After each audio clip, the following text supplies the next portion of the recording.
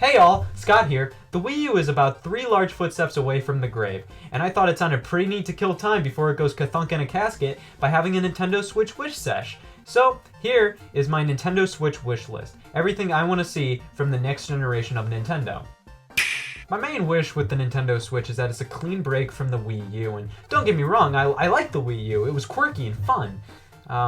Alas, it did have a cornucopia of problems. It wasn't up to snuff with the competition, wasn't really attractive, and didn't give me much reason to come back. Oh, and it's gonna die a lonely sub 30 frames per second Breath of the Wild riddled death.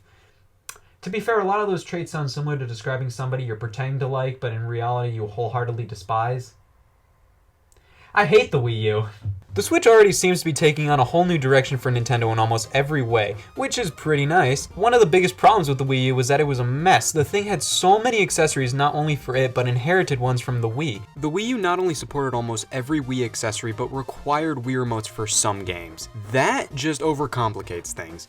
Just have the standard Switch, the Pro Controller, and we're golden. I'm honestly just tired of the Wii and Wii U era, and I just want the controllers to simply die a horrible death alongside them. I mean, these controllers are coming in at 10 years old at this point. Yeah, they connect via Bluetooth, means they'd be wicked simple to implement into the Switch. But I want new toys to play with. I don't want these hand-me-downs. Because I want the Wii Remote to be retired, I hope the Joy-Cons on the Switch have motion controls, so motion-based games can be played straight out of the box. Because some games just work better with motion. Games like Pikmin are to die for with pointer controls. I just don't want to use a 10-year-old controller to enjoy games like that. I want to use new controllers and leave the accessories and problems of the Wii and Wii U in the past. My god, I want this to feel like 2017. My online purchases on the Wii U and 3DS are still tied to the console. What century is this? An account system or cloud storage is desperately needed, and a use for My Nintendo would be appreciated. System-wide achievements feel so at home on Nintendo consoles, it's honestly blasphemy that they never appeared on the Wii U. Nintendo gamers love 100% in games for no apparent reason. Give them incentive to do it or reward them for doing it. And I understand why Nintendo didn't implement My Nintendo features into Wii U and 3DS games, because that's just disrespectful to do to corpses. But I feel like implementing My Nintendo and missions into Switch games gives reason for My Nintendo to exist while also satiating that lust for achievements. How about that Mario game, huh? That moment I saw it, I knew this was a real 3D Mario with more open and detailed environments, and oh boy, you can't forget that triple decker of a jump Mario was performing right there. Obvious, real 3D Mario. My main wish is that this new 3D Mario is a new galaxy in everything but form. Mario Galaxy is definitely #1 on my top 10 neat games list, but I want to see something new. Galaxy was so great for me because it was something so fresh and new, but true to what made Mario such a great franchise. I want this next 3D Mario to be something like Galaxy, in which it is an entirely new concept and houses clusters of innovation, but still, it's a 3D Mario game at its core. A ton of people are at a murderous state of anarchy when it comes to speculating Retro Studios' next big title. While most people are speculating a new Metroid or a revival of an old Nintendo relic or a new IP in general, I'm going to add a dash of cynicism to the mix by saying I bet it's going to be a third Donkey Kong Country. Don't get me wrong, DKC Returns and Tropical Freeze are pretty banging games, but after years of getting mostly 2D platformers from Nintendo, I just don't really want to see another Donkey Kong Country game from Retro right now, and I feel like everybody is on the same page. But Retro made 3 Metroid Prime games, and Donkey Kong Country Returns outsold all 3 Metroid Prime games combined. So I think there's not much reason to believe Retro would stop at 2 Donkey Kong Country games when they made 3 Metroids. Now, that's what I expect. Now, what would I want? Of course, I'd love to see Retro go back to Metroid, revive an old Nintendo relic, or create a new IP in general. I think that's the hip thing to want these days. But of course, that leaves DKC alone when it is, in fact, one of Nintendo's big franchises. Well, Monster Games ported Donkey Kong Country Returns to the 3DS and assisted development of Tropical Freeze. They are a talented bunch. They developed Excite Truck and Excite Bots, and they ported Xenoblade to the new 3DS. I think I would be perfectly fine with them overtaking development duties of the Donkey Kong Country franchise, with Retro supervising or helping out here and there, while Retro goes off and does something new. I would sorta times 100 be okay with that. 2015 was a year of quantity over quality for Nintendo. That's where we saw some grade D titles such as Amiibo Festival, Chibi Robo Ziplash, Mario Tennis Ultra Smash, and games like Metroid Prime Federation Force and Star Fox Zero announced. It just seemed like Nintendo took these beloved franchises and just forgot what made them beloved to begin with. Now games like Paper Mario Color Splash sorta follow this trend, but me alongside many others didn't mind the game, and that new Pikmin side-scroller coming out, it ain't Pikmin, but it could be okay. But Nintendo, please bring these franchises back in the way they deserve to be brought back. Don't reincarnate 1080 snowboarding as a Fortune Street knockoff. Amiibo is about to turn 3 years old this year, and with this anniversary, I must say with brevity, Amiibos blow.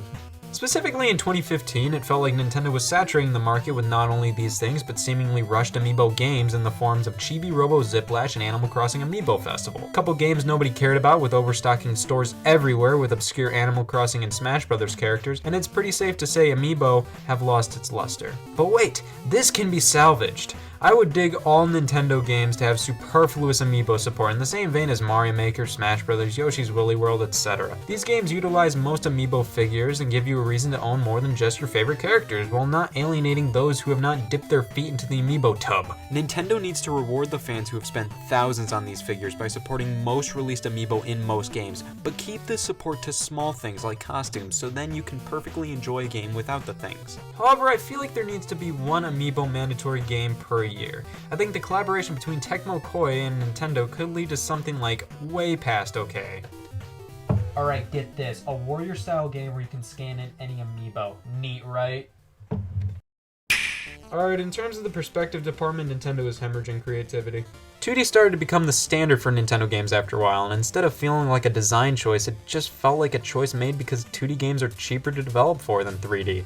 I'm honestly tired of 2D Nintendo games, but I don't think they should go away entirely. Them going away entirely is the reason we got nothing but 2D games for the past few years. I think there needs to be far more 3D titles than 2D titles, say 30% 2D, 70% 3D, and satiated I shall be. There has been a plethora of leaked information about the Nintendo Switch available online before the big January 12th event, so I might as well address the rumors. One of the biggest talking points is this Rabbids Mario crossover RPG that's being rumored. And may I humbly say that I saw this coming from a mile away. And if we convert miles to years, that brings us to about 9 years ago. And then I told him, if a president should be anyone, it sure is Donald Trump. Oh, hi! My name is 11-year-old Scott Wozniak, and I'm doing the whole being 11 years old thing with relative aptitude and luxury. Well, I was about to slip into my Aeropostale graphic tee and play some $1.99 distractions on my iPod Touch when I came to think, man, wouldn't it be beast if there was a Mario and Rabbids crossover RPG in 9 years? Sigh, a man, or should I say 11-year-old boy, can dream. While it does supply a hearty dose of bizarre to the supposed Switch lineup, I'm not completely against the idea of a Rabbids Mario RPG. My problem with it is that I see no true game between Ubisoft or Nintendo with this venture. I feel like any way you slice it, Ubisoft would have supported the Switch, so I think it would have been more beneficial for Nintendo to court third parties that may have been more hesitant to support the platform, like EA or Square Enix, and offering to do a crossover with them. That way, they become acquainted with the hardware, and their crossover do relatively well since it would be with a Nintendo franchise on a Nintendo platform. Alas, I am keeping an open mind. This just isn't anything I'm gleefully giddy over. We are also apparently getting a surplus of Wii U ports to the Nintendo Switch in the forms of Mario Kart, Mario Maker, Splatoon, Smash Brothers, and Xenoblade Chronicles X. Now, these ports aren't necessarily wetting the entirety of my whistle, but I am completely for them. You see, with the use of DLC, a lot of these games feel a lot newer than what they really are. A lot of them are coming in at 2, even 3 years old. So I think having an upgraded port makes a lot of sense, because my hankering levels are pretty low for a new Mario Kart or Smash Brothers. And I think just porting existing games with new content and all the existing DLC included is a pretty smart move. So good one, Nintendo. Here's what I want to see in these ports. I'd like to see 2 to 4 new cups, around that number. Mario Kart 8 already has 48 tracks in it, so I think we could probably go up to around 60 or so before it starts to feel a little too diluted. Absolutely cream the old battle mode in the face and replace it with a new, finely tuned one, throw in some new characters and maybe a mission mode, and we're off to the pretty bangin' peninsula. Don't focus on weapons. I dig Splatoon, but I felt like the original had way too many weapons, and a solid 40% of them could have been axed due to them being so similar to other ones. I say focus on new maps, modes, more single-player content, better local multiplayer, and the triumphant return of Splatfest. Mario Maker is an odd duck simply based on the fact that the Switch has been confirmed to be a single screen experience. I always thought the conjunction between doing your own thing on the gamepad and having others gawk at your creation sesh on the big screen was a big part of the Mario Maker experience. But as we saw from the release of Super Mario Maker for Nintendo 3DS, Nintendo has no problem taking what we thought was integral aspects to Mario Maker and giving it a tug. I would love it if Mario Maker had more art styles. I always thought it would be sick to have a Super Mario 64, Sunshine, or Galaxy style in which they would play and look as if those games were 2D. Or they could just throw in the Game Boy games and that would be alright. Of course, slopes, more power-ups, and maybe hidden collectibles or user-created achievements for each level. The possibilities are simply endless for Mario Maker, which makes me hope they continue supporting the game once it arrives on the Switch with continual updates and additions. This one's pretty simple. 3DS and Wii U versions smacked together, and oh me, oh my, we have ourselves a winner. Throw in 2 to 3 new characters, maybe a few new stages, and I feel like most would be satisfied. And you can sure count on me for being one of those most. I gotta be honest with you, I don't really care about this one. I'm not an RPG guy, but for some reason I bought the collector's edition. It came with a neat DRM riddle flash drive. Cool, right? But please let me know what you wish to see on not only the Nintendo Switch presentation coming up on January 12th, but the Nintendo Switch in general. Please let me know. Well, everybody, good luck out there, and see you later. Hey y'all, Scott here, and oh, wow, things are starting to get a little too real. Well, I hope you're all finding good ways to pass the time before the Switch launches. I know I am.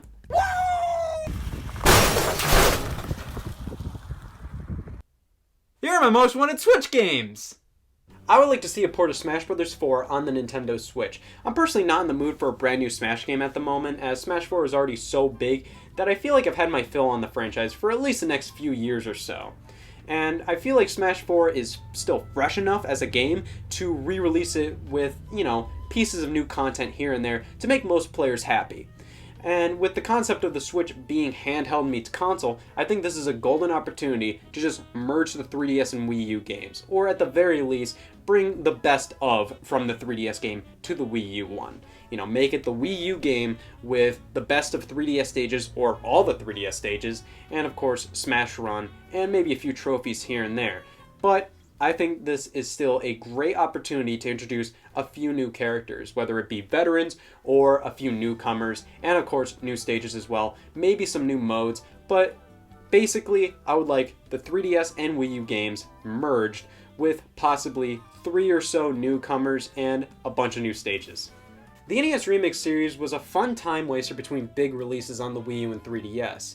I think Nintendo should continue this series with either NES Remix 3 comprised of third-party NES games, or better yet, moving on to SNES or Game Boy for the series, just as a fun way to moisten software droughts. Punch-Out needs to stop being just a throwback franchise and become a mainstay on Nintendo platforms. I believe Punch-Out has so much potential to become a continuous series for Nintendo, rather than just being that fun little NES game with the Wii revival. I would like new characters, new story, a new environment to fight in, new modes, just new everything. A new game entirely. The Wii game was amazing, but it felt like it just wasn't confident enough to be its own thing, and it relied too much on nostalgia with all the characters. There literally was only one new character in the entire game, plus Donkey Kong. So I would like to see a wholly new game from Punch-Out. You can have some old characters in there. Characters like Glass Joe and King Hippo feel like Punch-Out's Rainbow Road, mainstays in the series, but overall, a wholly new game. WarioWare has been a surprisingly dormant franchise since 2010, and yeah, we got Game & Wario on the Wii U, but that felt more like Nintendo Land 2 with a WarioWare skin. No, I want a traditional WarioWare game, and with the Joy-Cons and HD Rumble and all the cool motion detection in the Joy-Cons itself, I think the WarioWare team has to be thinking about what they can do with this. This could be bonkers! Mario Maker is one of the most necessary ports for the Nintendo Switch that I want. This game deserves to transcend generations rather than just be stuck in the 3DS and Wii U era.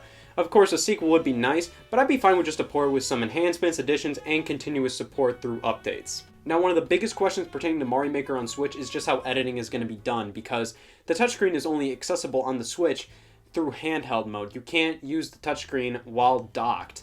So how is that even going to be done? I feel like Nintendo would just shoehorn in some D-pad controls or maybe some controls with the IR pointer or gyroscope, just so then you can still edit things on the TV if you want to, because Nintendo's messaging with the Switch right now is that it's the same game anywhere you are, whether you're on the TV or on the go. So having a part of the game only accessible in handheld mode, I don't think Nintendo really wants to relay that to their fans.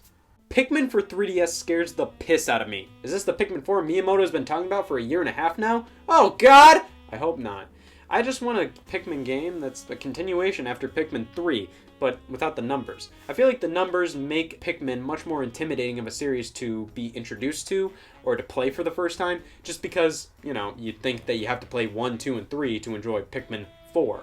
That's really not the case. Pikmin is the type of series you can pick up and play with any entry in the series and just have as much fun as somebody who's been playing the series since Pikmin 1. In terms of stuff I want to see in Pikmin 4 or Pikmin blank, I want to see new single-player and multiplayer modes. I want to see some new captains introduced alongside Olimar, Louie, and possibly Alf, Brittany, and Charlie making a return in this game. But mostly, I just want to see a new Pikmin game in the style of 1, 2, and 3. Tomodachi Life on the 3DS was awesome, and then it got really boring, and I got sick of it. I just think I would like to see a new entry on the Switch, but with content a little more randomized, so then, I'm playing for like a week, and I can still come back to the game, and I'm still seeing and hearing a lot of new things. I think Tomodachi Life didn't really do a good job at this, because you play the game for a week, and then after that, you've seen and heard literally everything the characters are going to say, and characters are just going to repeat themselves for eternity. I feel like with a new game, I would like to see a lot more content and a lot more randomization in how that content is presented. Monkey Ball used to be a staple of Nintendo system launches, but recently the series has gone pretty silent. Of course, most new entries in the series have been either too easy or too gross for me to get incredibly happy if a new game is announced, but I think Sega has been incredibly serious about wanting to please their fans of their older franchises. And I think if they make a new Monkey Ball game with good controls and good level design, I think most people would be happy with that. And with HD Rumble, man, there's so many cool things they could do on the Switch. And I think that would be a relatively bangin' on the pretty bangin' scale. In terms of HD remakes, the game I want the most is Super Mario Sunshine. The game is phenomenal with a few flaws here and there that could be worked on. But look what they did with Wind Waker HD. They basically took the game and fixed a lot of the problems people had with it and made it even better. But I'm a greedy looking garbage man, so I want all the Mario games to be remade in HD, specifically the 3D ones. Now, of course, if Nintendo actually did this, there's no doubt they would sell all these 3D Mario games in HD individually, but a greedy looking garbage man can dream, right? Imagine a warrior-style game with every amiibo compatible. Sounds pretty neat, right? Now, I don't think every amiibo should be compatible as a fighter. I'm specifically looking at the Animal Crossing amiibo cards. I think those would do better as assigning special attacks, weapons, costumes, stuff like that. However, the majority of amiibo characters, I think those would be cool as fighters, and then you can level them up and take them to a friend's house and battle your friends in like some kind of battle mode. I think that would be awesome. Dude, I way dig Puzzle League. Honestly, Tetris Attack is one of my favorite SNES games, and for those uninformed, it's called Puzzle League now. Now, the series has made a slight return in the form of the Animal Crossing New Leaf Amiibo update. In that game, there's a little Puzzle League mini-game you can play. However, I just want a brand new Puzzle League game, New modes, online multiplayer, online leaderboards, just a new game. Harmonite is a rhythm game on the 3DS eShop developed by Game Freak, and it is sick! I just want a new one, I just want new content, new mechanics, whatever. I just want a new game. I don't care who you are, you liked Wii Sports, okay? I don't care if you hate motion controls or you hate what the Wii did to the video game industry. You had your fun with Wii Sports, and I think the series has a ton of potential on the Switch, with the Joy-Cons, with the better motion detection and HD Rumble. I think Nintendo can do a lot of cool things with the series still. I think they need to get away from the Wii branding, of course, but also not adopt the Switch branding with the series. I think it would make more sense to rename it as Nintendo Sports, so then the game can be on future Nintendo platforms without it feeling weird or constantly changing its name. Of course, I don't want Nintendo to make nothing but these games. I really do like what they're doing now, where they're focusing more on hardcore type games like Breath of the Wild and Mario Odyssey. But of course, sprinkle in a few of these games every now and then, and I think everybody would be okay with that. And of course, I want a new Metroid, a new Animal Crossing, and I want to return to franchises long forgotten like Custom Robo, Chibi Robo, F-Zero, Wave Race, stuff like that, new Kid Icarus, and all the games in the form of an anti-lame virtual console service. Wow, we're 8 minutes closer to the Nintendo Switch launching. Let me tell you, time really flies when anxiety reigns supreme. Let's be honest here, a console launch is a big step for us all. It's nerve-wracking. I spent $500 on the whole launch lot of Switch junk. I have to make sure I have no life on March 3rd, and I'm starting to think that email Best Buy sent me about my pre-order getting canceled meant something. Hey y'all, Scott here. Mario Kart 8 Deluxe is mere gallons away from releasing. Being an enhanced port of one of the best Mario Karts ever made and fixing almost every problem the original had, one may ask, is this the pinnacle of Mario Kart on the Nintendo Switch? No, it's not good enough. It's never good enough. Listen, I love Mario Kart 8, but seeing how Mario Kart is one of Nintendo's biggest franchises, I think it's a pretty sure thing we're going to be getting a new Mario Kart made from the ground up eventually, possibly for the Nintendo Switch. So I would like to discuss my personal wishes and ideas for a potential Mario Kart 9. If there's one thing that's been lacking in recent Mario Karts that doesn't begin with the letter B, ends with the word Adel, has 2 syllables, and what happened in Stalingrad from August 23, 1942 to February 2, 1943, it's the lack of single-player content. It just kind of feels like all you can do is play through all the Grand Prix and then, well, there's always online. Many people have been yearning for a Diddy Kong Racing style adventure mode, and I would dig. Giving Mario Kart a story, even just a super basic one, and just letting me explore a vast area in kart, finding hidden things everywhere and getting challenged by other racers, an adventure mode would go a long way in keeping people playing the game. But for shorter, more bite-sized single-player content, the return of Mario Kart DS's mission mode would be heavily appreciated. This was such a fun little distraction from the core racing, and it's crazy that this hasn't been brought back in its original form. In terms of other modes, I think it's time to finally pull the trigger. They teased with double item boxes in Mario Kart 8 Deluxe. I think it would be killer to have a Double Dash mode. I would only really want a full-out sequel to Double Dash if they have a lot of new ideas to go alongside it. In the meantime, I think Double Dash could be brought back as a mode. 2 characters, 1 kart, perfection. Also, this really isn't a mode, but I would love for there to be a bigger emphasis on online leaderboards. What's the point of having points online if I can't see how I compare with the rest of the world? Items are one of the most important aspects of a Mario Kart game. They help define Mario Kart as a franchise, and I personally really want to see some crazy cool items in the next entry. Some returning items would be appreciated. For example, I really liked the Mega Mushroom, but I felt that it never lasted long enough. I'd love to see it come back with a bit of a longer lifespan. But here are just a few ideas I have for potential new items. The magic paintbrush from Mario Sunshine could be used to leave a trail of icky paint-like goop that would act as oil slicks or slow down players or just make players spin out. The double cherry from Mario 3D World could create a clone of your racer and basically give you 1 extra hit, as the next item to hit you would hit your clone. It could also give you double firepower, so if you have 2 red shells, you could use both of them at the same time. Or, my god, you could have 6 shells at once. And the launch star from Mario Galaxy. It could let you launch the nearest player if you're super far behind. Just a few ideas. The Mario franchise has had so many items and power-ups that can easily be translated over to items in Mario Kart. However, how about some Nintendo-themed items? Mario Kart 8 dabbled with this idea somewhat, as in the Zelda and Animal Crossing courses, the coins were changed to be each game's form of currency, but I'm talking legitimate items, like a hookshot, which could function similarly to my idea to the launch star, but maybe could yoink item boxes from a player who was just about to get it. New tracks in Mario Kart games generally follow themes of past stages with fun and unique twists that make them feel fresh and new. For example, we've seen Haunted Mansion stages in Mario Kart before, but Mario Kart 8 hit us with Twisted Mansion, complete with anti-gravity and a track that ripples. So here are just a few themes for stages that I think could be really cool to create tracks out of. Baby Park was questionably on my mind recently, and I thought about the theme park outside of the attraction you race on. Think about what the track designers could do with a theme park. Think Water Park and Mario Kart 8 mixed with the background details of Baby Park.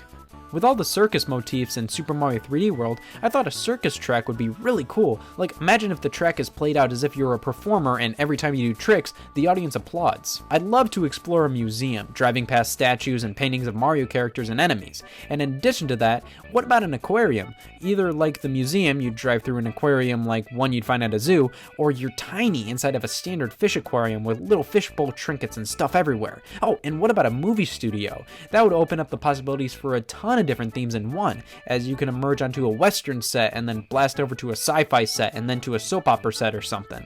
For Mario games, I want tracks based off of Mario Galaxy.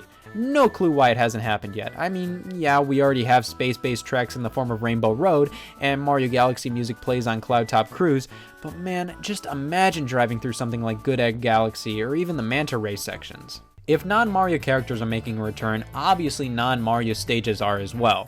Pikmin needs to have a stage, even if there are no other Pikmin reps in the game. A bunch of Bulborbs waddling around and you're the size of an ant speeding through a beautiful environment. Oy vey. Star Fox also has the potential to make for a cool stage. Think Orbital Gate Assault from Smash Bros., but on a racetrack.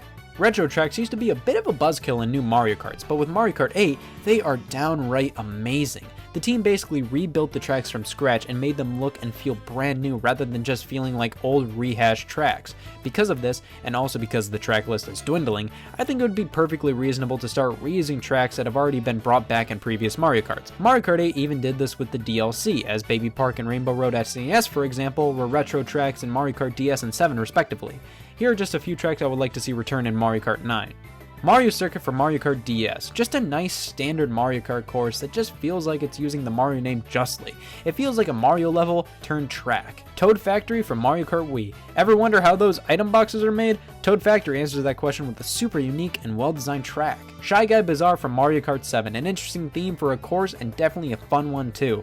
Luigi Circuit from Double Dash has a really unique design and always stuck out to me. I think it would have a ton of cool possibilities when it comes to gliding, water, and anti-gravity mechanics. Woohoo Loop from Mario Kart 7.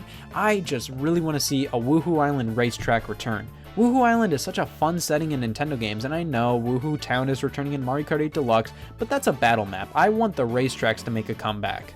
Maple Trueway from Mario Kart Wii. This track would be jaw-droppingly gorgeous in HD and would be a treat to replay. Bowser's Castle from Mario Kart 64. This track was remade in Mario Kart Wii and felt right out of the Nintendo 64. I would love to see this reimagined Mario Kart 8 style. Boo Lake from Mario Kart Super Circuit would be really interesting to see translated into HD. Just look at what they did to Rainbow Road and Cheeseland. Also, I think it would be really cool if Mario Kart arcade tracks started to become included alongside other retro tracks. I know these tracks were developed by Namco, so putting them in newer Mario Karts may prove to be a bit tricky, but come on, Bandai Namco helped out with Mario Kart 8 and a Pac-Man Mii costume is in there too.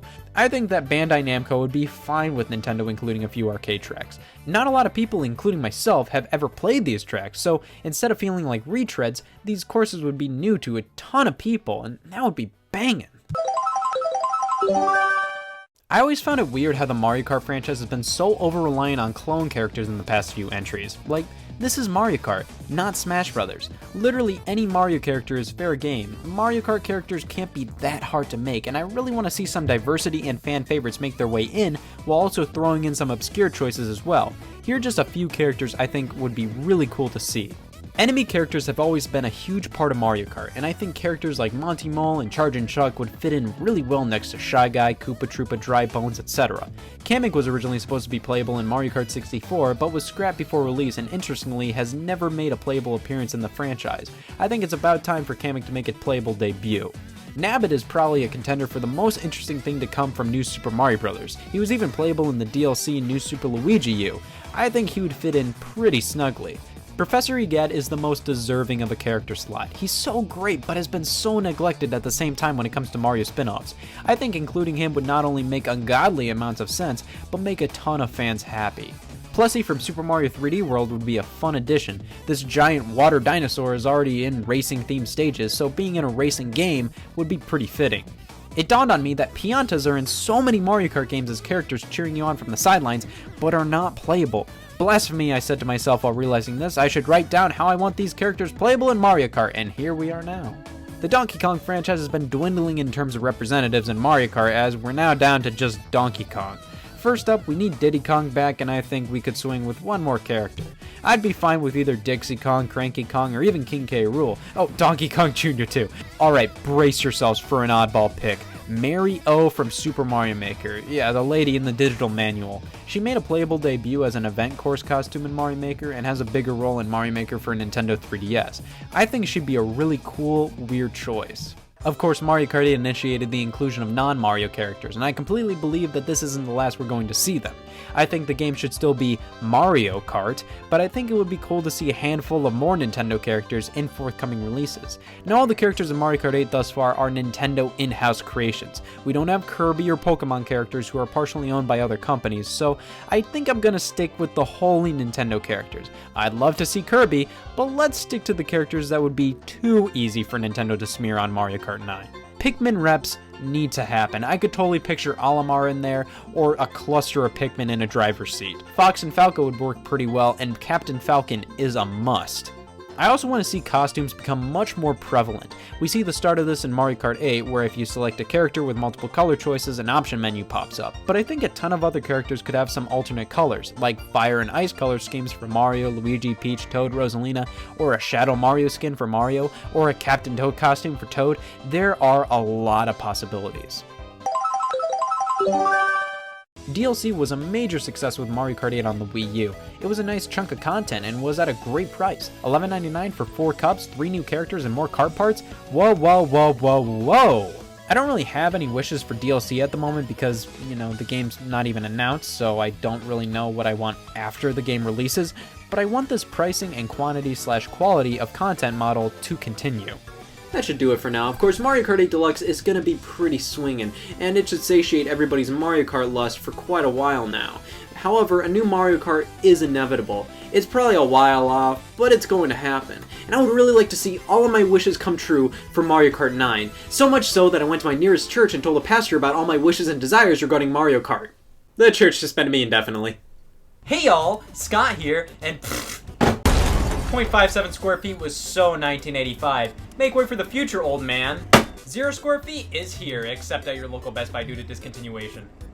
The NES Classic is a real neat little device. The emulation on this sucker is really nice, and it's just overall a charmnado to put it lightly. However, ever since this thing was announced, people started talking about the possibility of more Nintendo mini consoles, specifically the SNES. So today, I put together a list of 30 games for the SNES, N64, GameCube, and Wii that I would love to see appear on those consoles' classic editions. Now before we get started, a prologue if I may. I do not fully believe we will be getting Wii and GameCube classic editions, maybe in the distant future, but not anytime soon. The SNES has the best shot, and the N64 is still doable in my opinion, but this is just for fun. Also, I did set some rules as to what games I would include on the consoles. No licensed games, as that just overcomplicates things. No compilations, as Nintendo would totally consider something like Mario All-Stars 4 games instead of the 1 game we'd consider it. No games not released in North America. I reside in North America, so I'm obviously going to be picking games from my region. I'd love to delve into Japanese or even European exclusives, but the mini consoles are made to appeal to people who remembered playing them back in the day. Oversaturating the game selection with a bunch of Japanese exclusives isn't appealing to them. And no games above a T rating, simply because Nintendo is going to be selling these consoles, and I don't think they'd want to sell a product that includes a Mario, Kirby, and Animal Crossing game, while also including Resident Evil 4. There are so many amazing M-rated games that I will be giving honorable mentions to here and there, but I think Nintendo will be sticking to the more family-friendly games from these consoles. For the SNES Classic, I picked ActRaiser, Chrono Trigger, Contra 3, Donkey Kong Country, Donkey Kong Country 2, Diddy's Conquest, Earthbound, F-Zero, Final Fantasy III, Final Fight, Harvest Moon, Kirby Superstar, The Legend of Mystical Ninja, Mega Man X, Pilot Wings, Puzzle League, Secret of Mana, SimCity, Star Fox, Street Fighter 2, Super Bomberman 2, Super Castlevania 4, Super Mario Kart, Super Mario RPG, Super Mario World, Super Metroid, Super Punch-Out, UN Squadron, Yoshi's Island, The Legend of Zelda: A Link to the Past, and Zombies Ate My Neighbors. RPGs definitely reign supreme on this classic edition, as the SNES was full of them. Thankfully, Square was the main supplier of them, so that makes it a bit easier for Nintendo to scoop all of them up. SimCity may be questionable due to EA owning the name, but I decided to include it because Nintendo has re-released it on the Virtual Console before, so I think it's doable. Plus, it's a version of SimCity many adore. I love Tetris Attack, and I think many will agree, but the fact of the matter is, it was literally just called that originally for marketing purposes. Nowadays, the series is called Puzzle League, and I think just calling it that and editing the ROM to remove all mentions of the Tetris brand would go a long way and also ensure Nintendo can sell this game in the future. Star Fox and Yoshi's Island have famously not been re-released in their original form because of the Super FX chip and Super FX2 chip found inside them. That makes emulating them perfectly a bit tricky. However, don't tell me it's not possible. It totally is. These games are just different from the rest and deserve to be playable on the SNES Classic. Any of the final fights could have been picked, but I just went classic with this one, the one that most people would remember. Street Fighter 2 is the same situation. There are so many different versions on the SNES, I just decided to go with the one that started it all. The DKC series definitely needed representation, so I chose the first two, as DKC 3, while many still consider it a good game, is still considered the lesser of the trilogy. Coming up is the N64 Classic Edition. I picked out 1080 Snowboarding, Bomberman 64, Bust-A-Move 99, Castlevania, Donkey Kong 64, Dr. Mario 64, Excite Bike 64, F-Zero X, Kirby 64, Mario Golf, Mario Kart 64, Mario Party 2, Mario Tennis, Mega Man 64, Mischief Makers, Ogre Battle 64, Paper Mario, Pilot Wing 64, Pokemon Puzzle League, Pokemon Snap, Pokemon Stadium, Rayman 2, Snowboard Kids, Star Fox 64, Super Mario 64, Super Smash Bros., Wave Race 64, Yoshi's Story, Zelda Majora's Mask, and Zelda Ocarina of Time. Honestly, the N64 Classic Edition was one of the hardest to do. I mean, the system has some great games, but so many are rare games since Microsoft owns them. The only one we can actually have is Donkey Kong 64.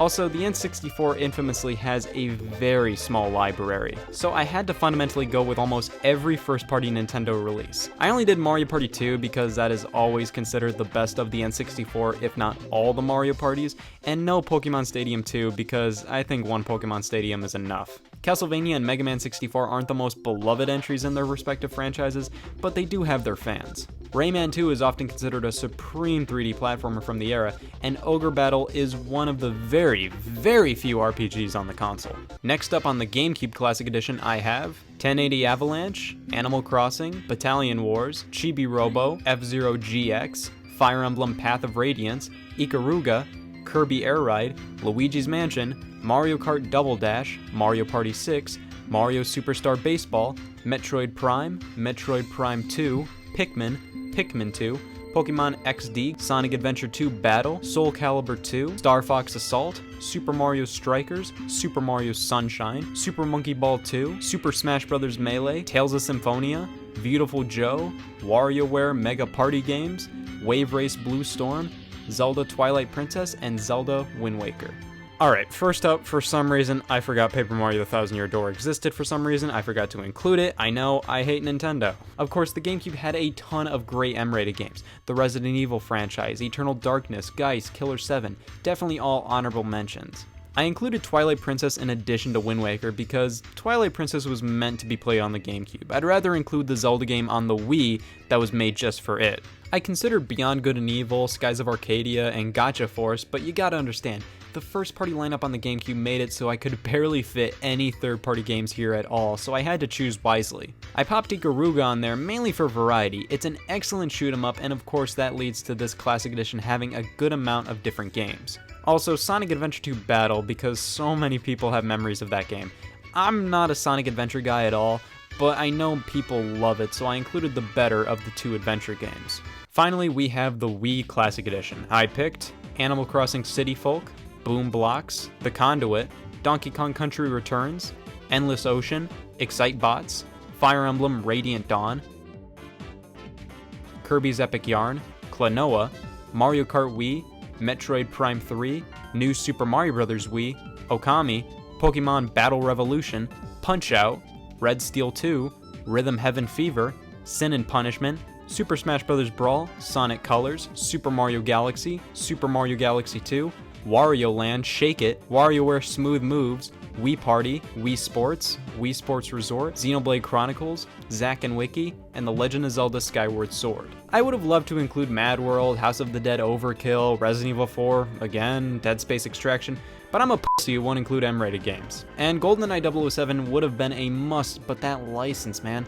In its place, I put The Conduit, which was a pretty big Wii game at the time. Now it's nothing special at all, but it's one of the most well-known non-licensed T-rated shooters on the system, which let me tell you, a ton of games were fighting for that title. I included Kirby's Epic Yarn over Return to Dreamland, as while Return to Dreamland is a much truer Kirby game, come on, Epic Yarn is way more unique, and I think is still a very good game.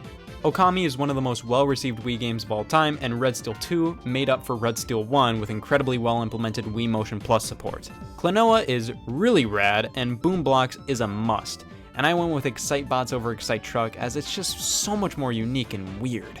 Now, this is where I should have ended it. Alas, I thought this was the only time I could talk about this. Let's take the concept of 30 great Nintendo games on one product and make it about the entirety of Nintendo's history. A best of Nintendo compilation for the Switch. 30 of Nintendo's most iconic games in one place. This one, I'm going all out. The Switch has the capabilities to run all of these games no matter what weird controller setup they require.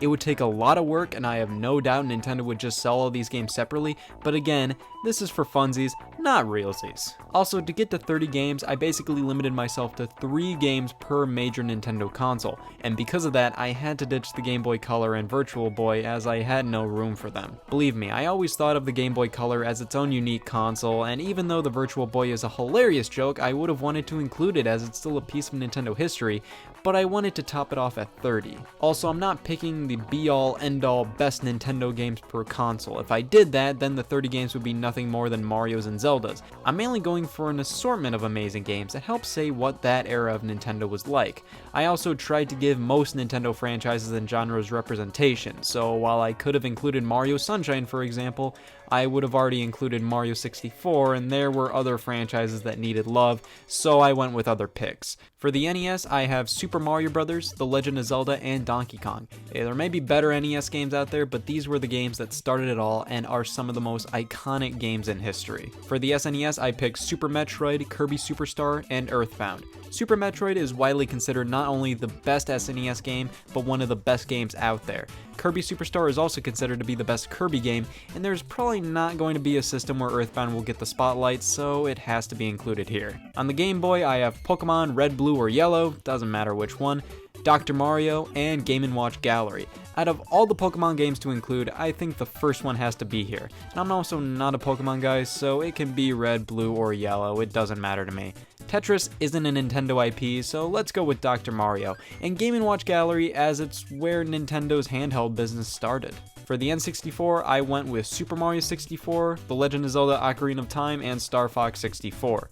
This one was pretty simple. Obviously, we double dip with the Mario and Zelda series as their 3D debuts are so iconic they had to be included. And the Star Fox franchise, to many, peaked at the N64, so let's include Star Fox 64. On the GameCube, I have Pikmin, Metroid Prime, and F-Zero GX. The GameCube brought us Pikmin, and I feel like we have to include the one that started it all. Metroid Prime was a breakthrough game and a great comeback story for the franchise. Finally, F-Zero GX is the best F-Zero, so we have to include it. With the Game Boy Advance, I have WarioWare Twisted, Advance Wars, and Golden Sun. WarioWare Twisted is one of the coolest entries in the franchise and started the series' tradition of experimenting with bizarre and interesting controller setups. Advance Wars was introduced to North America via the GBA and was a critical success, and we have the cult favorite RPG Golden Sun, which also got its start on the GBA. On the Wii, I picked Wii Sports, Donkey Kong Country Returns, and Punch-Out! Obviously, Wii Sports has to be included as it was a worldwide phenomenon. Donkey Kong Country Returns is a great combination of everything people loved about DKC in the past and new stuff as well, and it also shows off the return of 2D platformers in this era, and we haven't seen Punch-Out! Yet, and the Wii one was excellent, so I picked that one.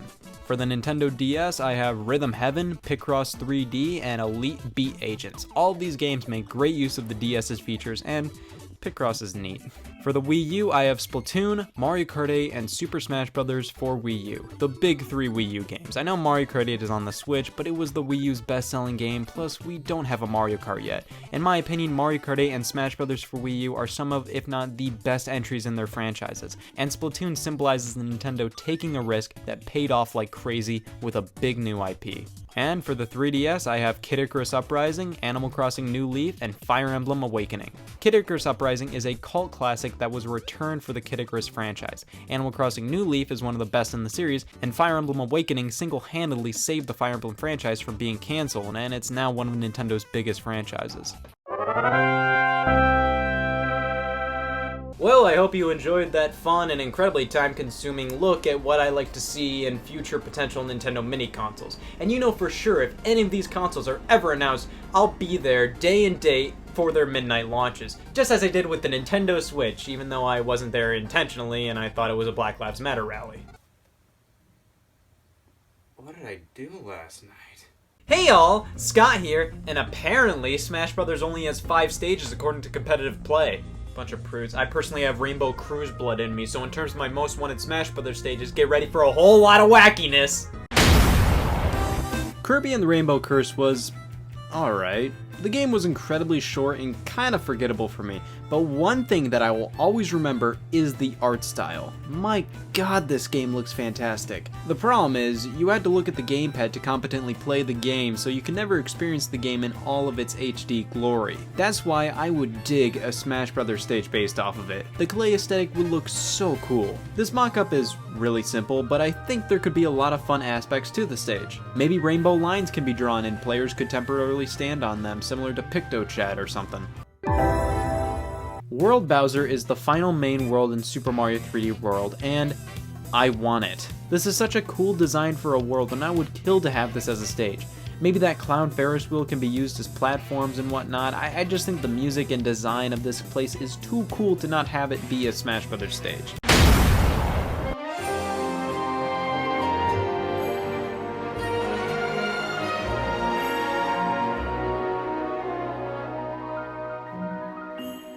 Breath of the Wild is going to get a stage in Smash Bros. It's inevitable. I think the most obvious contender for a stage would be the Great Plateau. It's the first area in the game, and you can easily see attractions such as Hyrule Castle and Death Mountain. I made this mock-up pretty simple, just as a floating platform in the sky overlooking Hyrule. I did this mainly because so much of Breath of the Wild is looking down at the world like this, whether you're on high terrain or paragliding through the air. I think this fits Breath of the Wild and would be a beautiful stage to boot.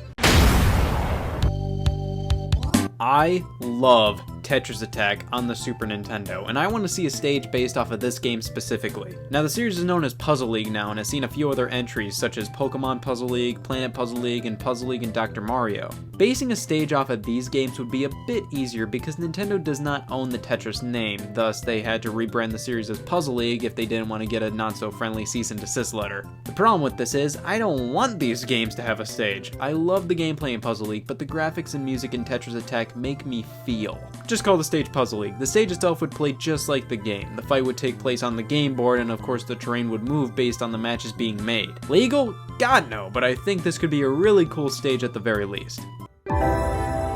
Rhythm Heaven deserves so much more than it gets in Smash Bros. A stage based on the franchise could be really cool and focus on rhythmic fighting. Like maybe if you time your attacks to the stage's music, you get bonuses like higher attack power or greater defense. Gotta embrace failure. That's definitely some advice in the form of words. Imagine a stage taking place inside a Virtual Boy. Well, I think it's cool. Nothing super complex about this one. It's definitely a stage everybody would hate playing on, but I think the concept sounds neat. Just going from Virtual Boy game to Virtual Boy game. Here we have Mario Clash as an example. Of course, the stage could swap over to Wario Land and Mario's Tennis and Red Alarm. I think it would be cool. What ARMS stadium should be the basis for an ARMS stage? Why not all of them, or at least a good amount? This would be the ARMS Grand Prix, a traveling stage. This is Spring Stadium done in glorious colored pencil, and you can see an ARMS fight take place below while you fight above. After a while, the stage can fly over to another stadium, kind of like how Skyloft and Delfino Plaza work. I think that would be a good way to experience the diversity of characters in ARMS, seeing all of their respective stages within the ARMS stage itself. Wave Race deserves a stage, just give him it. A fight taking place on the back of a jet ski, thanks.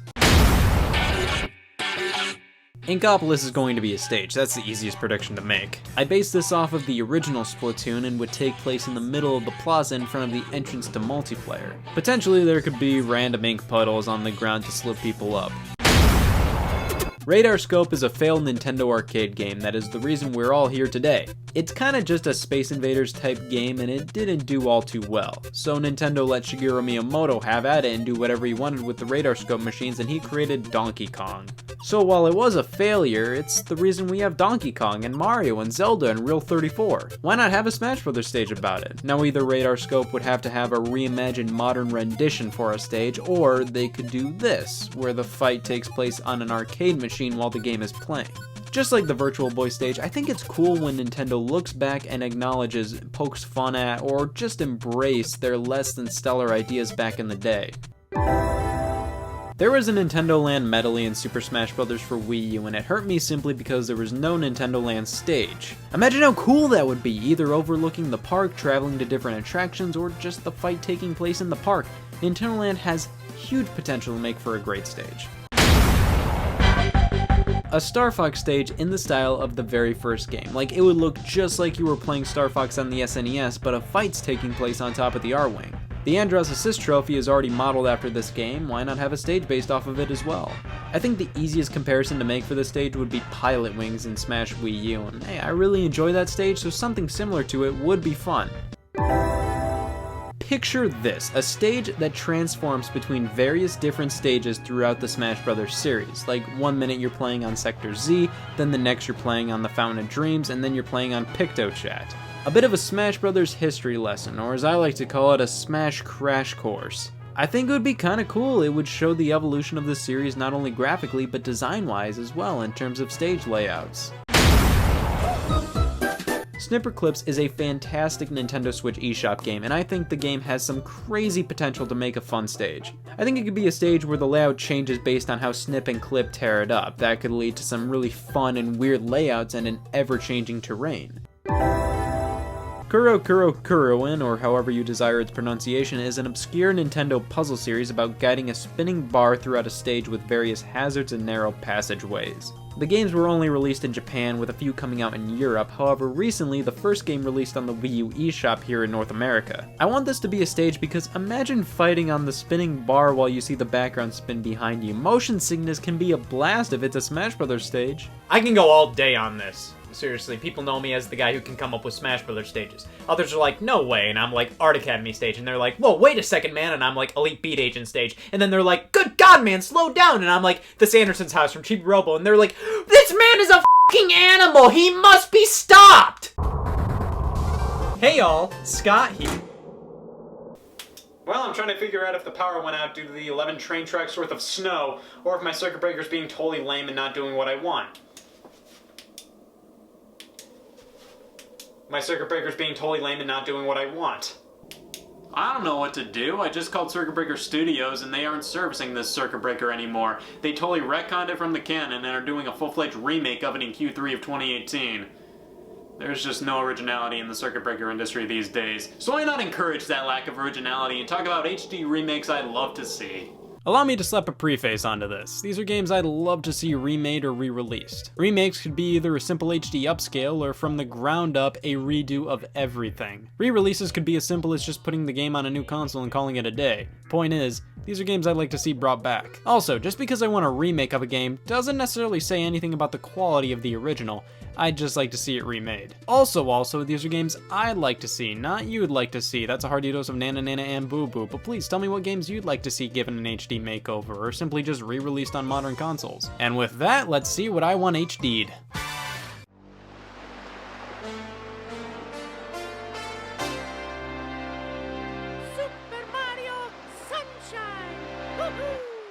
What a game. Super Mario Sunshine is fantastic 3D Mario fun with large worlds to explore and great controls to play around with. But it's not all perfect. Mainly the frame rate can get a bit wonky, the camera could use some work, and there was loads of content cut from the final release, such as more places to explore and a multiplayer mode. This game would be absolutely gorgeous in HD, plus it would be so cool to see this cut content finally finished and put back into the game. but at the very least, spruce the game up for an HD re-release, fix some junk up, and I'll be happy. Yeah, the game utilized the analog triggers of the GameCube, something the Switch doesn't have, but I think there are some definite workarounds, and it's not that big of an issue. I'd prefer the game to be included in a collection of all the 3D Mario games, but this is Nintendo we're talking here. They do separate re-releases. Oh, this series. Burnout is a stellar series of arcade racing games where crashing is anything but a hindrance. The first 2 games in the franchise kinda had growing pains, but are still pretty good, but it really starting with Burnout 3. The franchise was just pure fun. Even the downloadable title Burnout Crash, in my opinion, was a cute little distraction. The problem was it was the last cute little distraction from the Burnout franchise, and we haven't seen a new game since. I think it'd be stellar to see these games come back looking better than ever in an HD collection, preferably.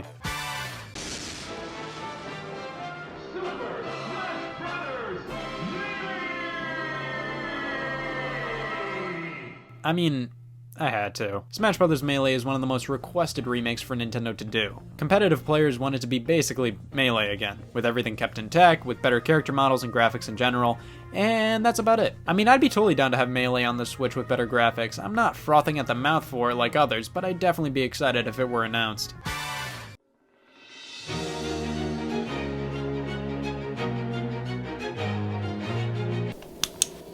Yeah, I'm still with us. Sonic the Hedgehog, released in 2006 for the Xbox 360 and PlayStation 3, was supposed to be a fresh start and epic reboot of the beloved franchise, never mind. This is one of the most infamous games out there, being incredibly rushed, unfinished, untested, poorly programmed, designed, etc, etc, etc. But I think it wouldn't be fair to say it didn't have potential. I mean, the development team didn't start working on the game with the question, you know what would be funny? Sonic 06 was meant to be Sonic's big leap into next gen at the time, and was meant to show everybody just how innovative Sonic can be, incorporating next level graphics and physics. It's obvious that the people behind the game wanted to make something grand, but due to insane time constraints, they had to rush it hard. What if a competent team had a chance to remake Sonic 06 and make it what it was meant to be and then some? Fix the story, fix the bugs, fix the gross art design, fix everything and make it actually good. That would be very interesting. And while we're at it with Sonic, remake Sonic 3 and Knuckles in the same vein as Sonic 1 and 2 on mobile devices. These are the best versions of the games and they deserve to be on consoles and PC, but not as much as Sonic 3 and Knuckles deserves to be remade like this. Widescreen, smoother frame rate and controls, everything from Sonic 3 and Knuckles combined into one tidy package. Beautiful.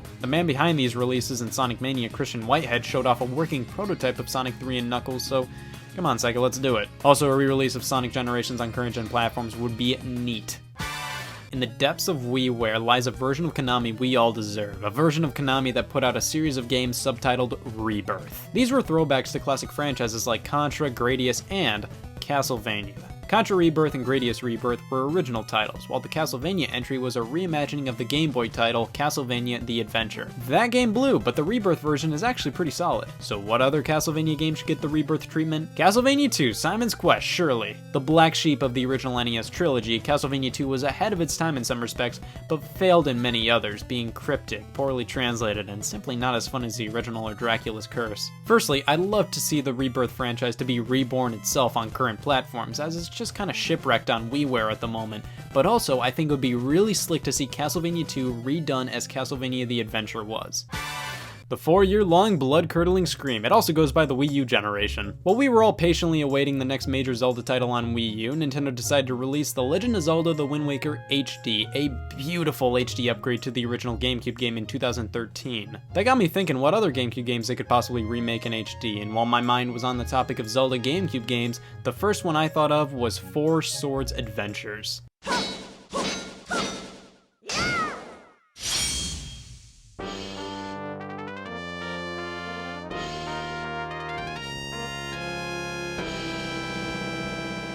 The 4-player multiplayer Zelda title focused heavily on asymmetrical multiplayer. You all had to use the Game Boy Advance connected to the GameCube, so that way you could see elements of the game specific to your character on your screen, like if you go into a house or whatever while everybody else goes and does their own thing. The problem with this game is that it's just a hassle to play nowadays. 4 Game Boy Advances, 4 Game Boy Advance to GameCube link cables, a GameCube or a Wii with GameCube slots, and a copy of Four Swords Adventures. I think it would have been the perfect game to be redone on the Wii U due to the gamepad screen. It also could have been the first and only game to actually utilize multiple gamepads all at once. Or if it couldn't have worked, it could have used 3DSs or something. Yeah, that would still be an investment to play, but at least it's a more current and viable option to play Four Swords Adventures rather than trying to find all the required components secondhand. Nowadays, looks like we'd have to settle on a Switch version, which still could work. The game would have to utilize local wireless play, where your friends bring their Switches over and play wirelessly, or Nintendo could add online play. Yeah, this method is even more expensive, but I feel like nowadays it's more likely for your friends who want to play a multiplayer Zelda title to have a Switch rather than a GBA with a GameCube link cable. Also, there was a mode in Four Swords Adventures only in the Japanese and Korean versions called Navi Trackers. From what I can tell, it wasn't localized due to translation problems, but if they could find a way to include it worldwide in a remake, that would be pretty slick.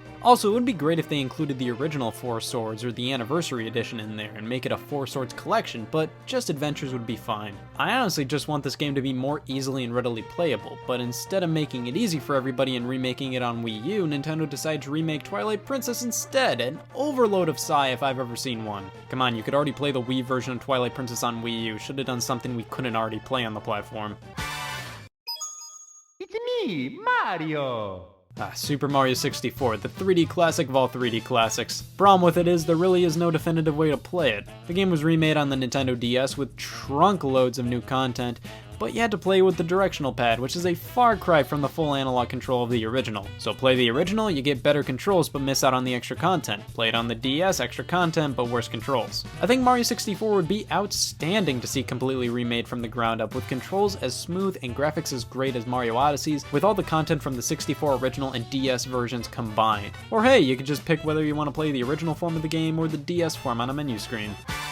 We've all had those sleepless nights where we can't stop thinking about how Virtual Boy games should have been re-released on the 3DS. I think I speak for all of us when I say that. The Virtual Boy, Nintendo's 3D abomination, had a hearty library of 14 North American games, a piece of cake to re-release. I would have loved to see a collection on the 3DS, but I guess we'd have to settle for the Switch if the 3DS keeps spiraling down the pit of totally dying soon. I don't think the 3D effect in Virtual Boy games is really all that integral to the gameplay, like nothing needs the 3D for accuracy in these games, so I think they would work fine on the Switch. It would also be really cool if they actually went in and tweaked them to be in full color rather than red and black, but I think it would be just cool in general to finally have an official way to play these games without eye strain on a modern system. But the Virtual Boy isn't the only system that's library desperately needs a re-release. The Satellaview was an add-on for the Super Famicom, the Japanese Super Nintendo. Think of it like a radio broadcast, but with games in addition to stuff like radio dramas and magazines. Nintendo created exclusive titles to be played on the Satellaview, and they would be broadcast to players in Japan at specific times. These included a full remake of The Legend of Zelda on NES, F-Zero Grand Prix 2, a version of Excite Bike with Mario characters, and many more. Some titles actually had live narration during gameplay as well. These games can still be played via ROMs, but in terms of official Nintendo releases,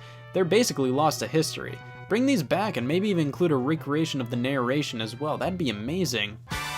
This one, man. Snatcher is a graphic adventure by Hideo Kojima, after Metal Gear, before Metal Gear Solid. It was really ahead of its time, and the only time we ever got it in English was for the Sega CD, meaning it's incredibly hard to find. Re-release the original with higher quality sound and graphics and I'll be happy.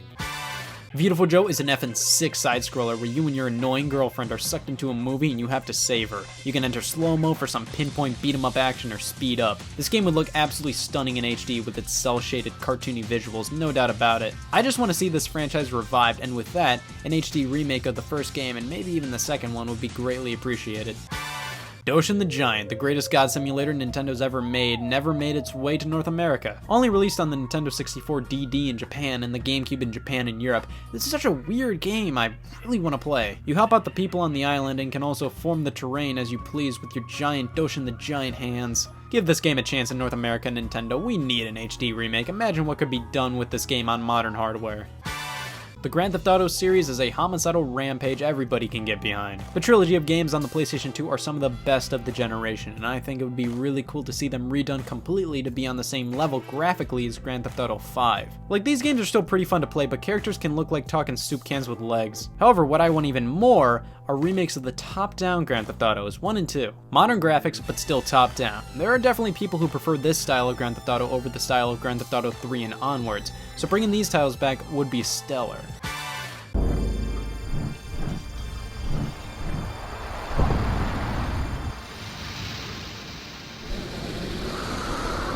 Some of the most necessary remakes we need. Shenmue is a legendary series that started out as a graphical powerhouse for the Sega Dreamcast. The details, the textures, the voice acting, the amount of stuff you could do in it, it was like a virtual life you could live. You could play the game Hang On in the arcade, you can't get much more realistic than that. The problem with these games is that they're basically stuck on their original consoles. Shenmue 1 was only released for the Dreamcast, while Shenmue 2 was released for the Dreamcast only in Japan and Europe, with an Xbox release coming to North America. The problem with remaking these games is that they aren't necessarily going to win over many new fans in my opinion, unless they really put in the extra effort and remake these from the ground up.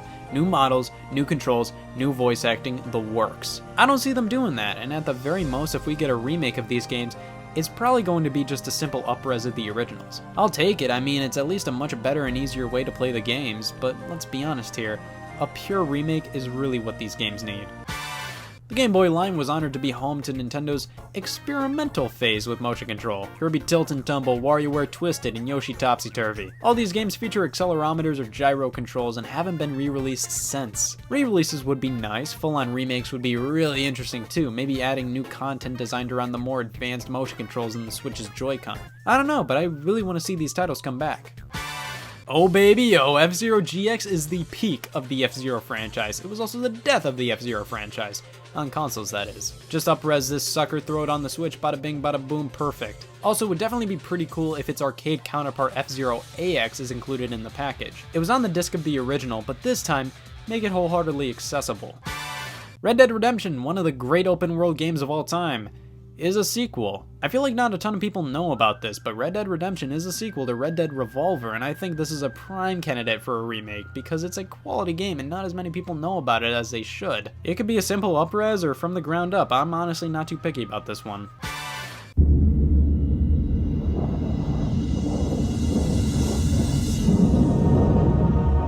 One of the most unique horror games ever conceived, Eternal Darkness requires an HD remake. And when I say remake, I mean from the ground up. The game utilized sanity effects, which would break the fourth wall and mess with you, the player's mind. Everything from the volume control going up and down to the game acting like your save file is corrupted. I feel like this generation could bring forth so many more unique and effective sanity effects. Plus, this game definitely needs another shot in the limelight.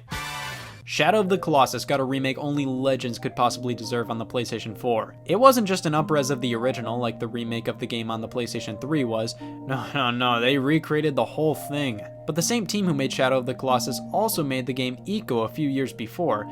That team being Team Ico, funny how that works out. I'd just like to see it done. I mean, if Shadow gets it, surely Ico could use the same love and attention in terms of a remake. And yes, I know it was remastered for PS3, I'm talking a remake like Shadow of the Colossus for PS4. Mega Man Powered Up was a remake of the original Mega Man game on the NES for the PSP. It flopped, but that doesn't mean it wasn't a really cool idea. It completely modernized the 8-bit classic and turned it into, frankly, something completely new. That's really cool, and I want to see the original remake brought back on newer consoles. And with that, let's see the same treatment for Mega Man 2, make a Mega Man Powered Up 2. And while we're at it, remake Mega Man The Wily Wars. The Wily Wars was the first 3 Mega Man games remade for the Sega Genesis. But it was only released via the Sega Channel, an early online video game service here in North America. It included a super interesting mode after completing all 3 games called Wily Tower, where you could equip a bunch of different abilities from each of the 3 games. Give this one a second chance, Capcom. Either just re-release it or remake it with some great new remixes of the old tunes and new sprite work. Wonder Boy the Dragon's Trap. Now that's what you call a remake. Originally released as a Sega Master System game in 1989, the developers at Lizard Cube totally revamped the entire game with a gorgeous art style, making the game an absolute joy to look at. It's still the same 8-bit game at its core though, it even allows you to immediately swap over to the original look. I love to see other retro games get remade in this manner. I mean, look at this. Tell me you wouldn't want to see games like Star Tropics, the other Wonder Boy games, Mole Mania, and...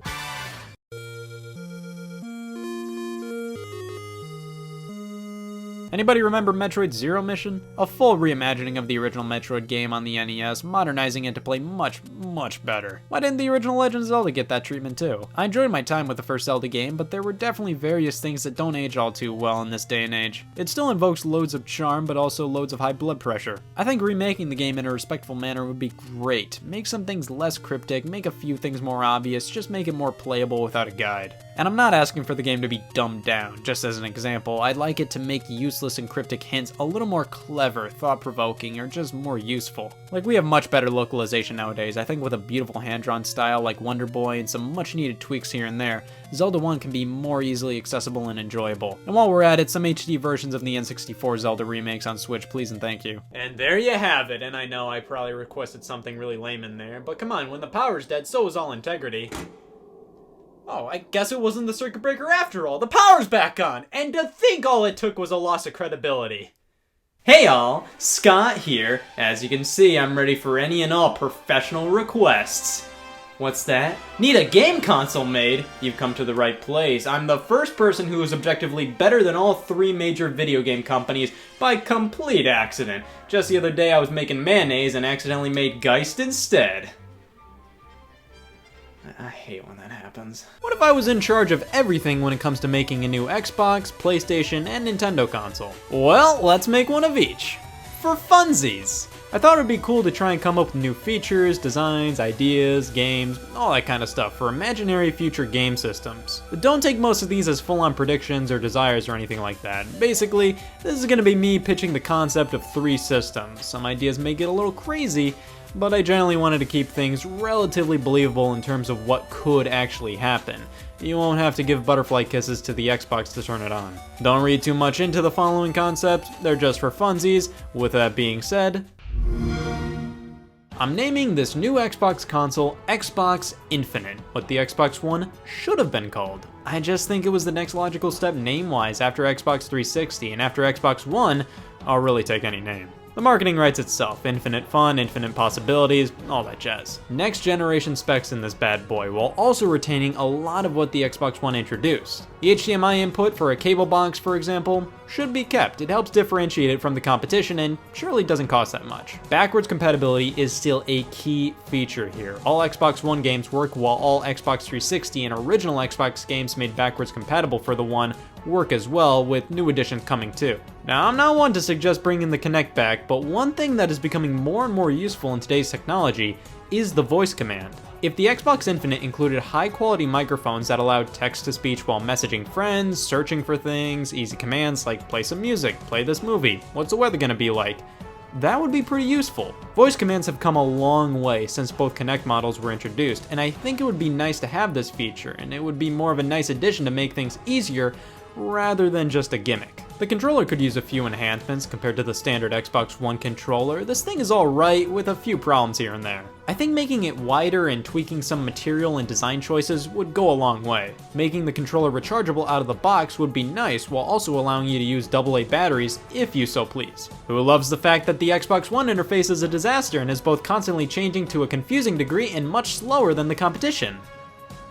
Well, I'm a fucking maniac. Complete overhaul on the user interface. Make it snappy, easy to understand, something simple and quick, like the PS4 or the Switch. If we're talking what a new Xbox console needs, we have got to work on the variety and amount of sheer exclusive games. In terms of the amount, there's a bit of an issue. Microsoft introduced Xbox Play Anywhere, which meant that the majority of Xbox One exclusives would also be available on Windows 10 PCs, allowing you to play either version if you buy one, with saves and achievements transferring over to both.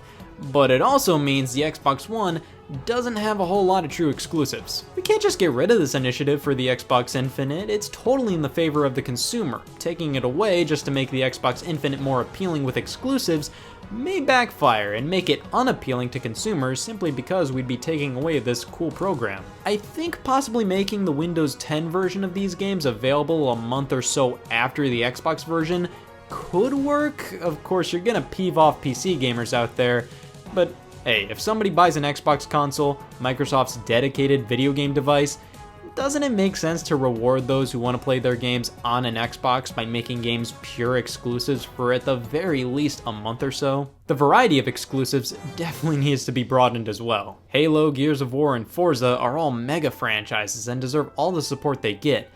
But these are basically the only franchises Microsoft consistently pushes out. Every now and then we'll get a Crackdown or something, but take a look at all the Microsoft-owned franchises and you'll quickly see that barely any are supported past one or just a few games and have gone dormant. How about a new Crimson Skies, Blinks, Jet Force Gemini, maybe a new IP thrown in there? Just some variety and franchise care. And with that, let's get into the game lineup. Here I'll be discussing the launch and first year of games. Just an FYI, when I discuss the game lineups for these consoles, I'm only talking first-party releases. Of course there's going to be third-party games available, but let's keep it simple. Let's say this console launches in November of an unspecified year. At launch, I think we should put out 4 major titles, one being a new IP, preferably something you don't see all the time on the Xbox, a Japanese RPG maybe. A new Crimson Skies game, a fan favorite series, and being a launch title, it would get a lot more attention than it may if it were just squirted out at any other time in the console's lifespan. And rounding things out, a new Forza and a new Gears of War. Later in February, a new Crackdown game, if Crackdown 3 ever comes out. April will see a new Mech Assault game, July a new Jet Force Gemini, September the next Forza game, October a new Blinks, and November rounding things out with a new Halo. Is it perfect? No, but it's a decent amount of variety that supports a lot of Microsoft franchises that haven't gotten any attention in years. The PlayStation brand of home consoles have followed the age-old technique known as numbers. For the one we're making today, let's throw the tradition out of the window and start fresh with PlayStation X. Yes, there was a console called the PSX, but it was a DVR PlayStation 2 released only in Japan that flopped. Yes, the PS1 is abbreviated as the PSX sometimes alongside the PlayStation event PlayStation Experience. My point is, please don't care, just let me call my fake console the PlayStation X. First off, we're keeping things simple. The PlayStation X expands upon what the PlayStation 4 already established. Instead of throwing everything out and starting anew, I think it would be incredibly beneficial to design the PlayStation X to be a next generation PlayStation 4 basically, making it incredibly easy for developers to transition over and for consumers to upgrade. This may sound like the PlayStation 4 Pro, but believe me, the PlayStation X is a new console with specs on par with the next Xbox. It's a full generation leap ahead, not this half step of a console. The DualShock X is the controller and is very similar to the DualShock 4 with a few design tweaks, and also NFC in the touchpad, allowing you to use your smartphone to quickly pay for things or for other actions. Available separately will be a new version of the PSVR, better specs, resolution, a bit lighter, and it requires less cords. The menu is similar to the PlayStation 4 but allows for more customization. You can organize things as you please. Multiplayer games, yeah, if designed around it, can do crossplay with other consoles. Now, was that so hard? For the PlayStation X, we're going to be introducing the PlayStation Legacy program, a way for PlayStation to combat Microsoft's backwards compatibility initiative, offering PlayStation classics from every generation of the brand. Kinda like Nintendo's Virtual Console. If the PlayStation X expands upon the PlayStation 4 architecture, then PlayStation 4 games could easily be offered on the system, no problem, even allowing you to use the same disc. Now, will you be able to use your old discs from the PlayStation 1, 2, and 3? Probably not, but it's still nice to be able to download a lot of these games to your system, and plus, a lot of these games would be crazy easy to offer as digital titles. PlayStation 2 games are already offered on the PlayStation 4, and PlayStation 1 games would be even easier to put out there. PSP and most Vita games shouldn't be an issue.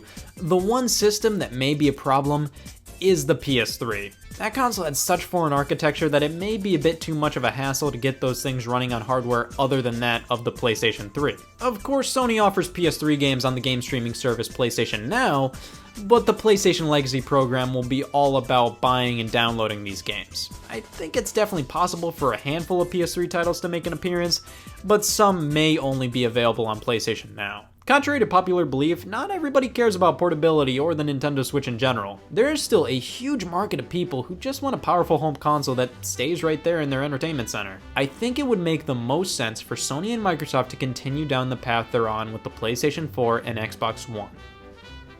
That doesn't mean they won't try to get a piece of that sweet Switch pie, and I'm all for a bit of competition. Sony is definitely the most likely to put out a portable console in the vein of the Switch, while with Microsoft, with the recent announcement they're developing an Xbox game streaming service, I feel like that will be the first thing they do, allowing you to play your games on your tablet or something as long as you're connected to the internet. With Sony, they'll introduce a Nintendo Switch-like device, but it won't be their next major PlayStation console. It'll be a supplementary while standalone device. I feel like this would be a PlayStation X Lite, a portable system allowing you to play a wide array of digital-only classic PlayStation games spanning all generations, with a few select PlayStation X games playable on the go. If they're too graphically intensive, then you'd have to be on an internet connection to stream them. This would be a digital-only device, incentivizing consumers to go digital-only, as your digital purchases will work on both this portable PlayStation console and the PlayStation X, while games you purchase on disc would only work at home. You could probably stream the game with remote play,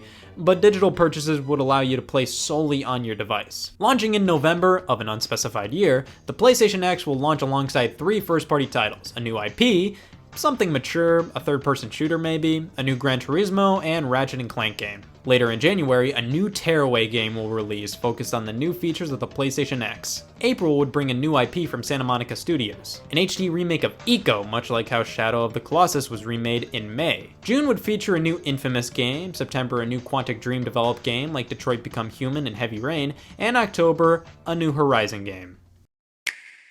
The Nintendo Switch has proven to be quite successful recently. Currently, I think it would be best for Nintendo to build upon the foundation they've created with the Switch by either releasing a better version of the current hardware, or years down the line developing a full-on successor to it. You can look at this concept as either one or the other. I'm personally looking at it as a successor, but for now, let's just refer to it as the Nintendo Switch 2.0.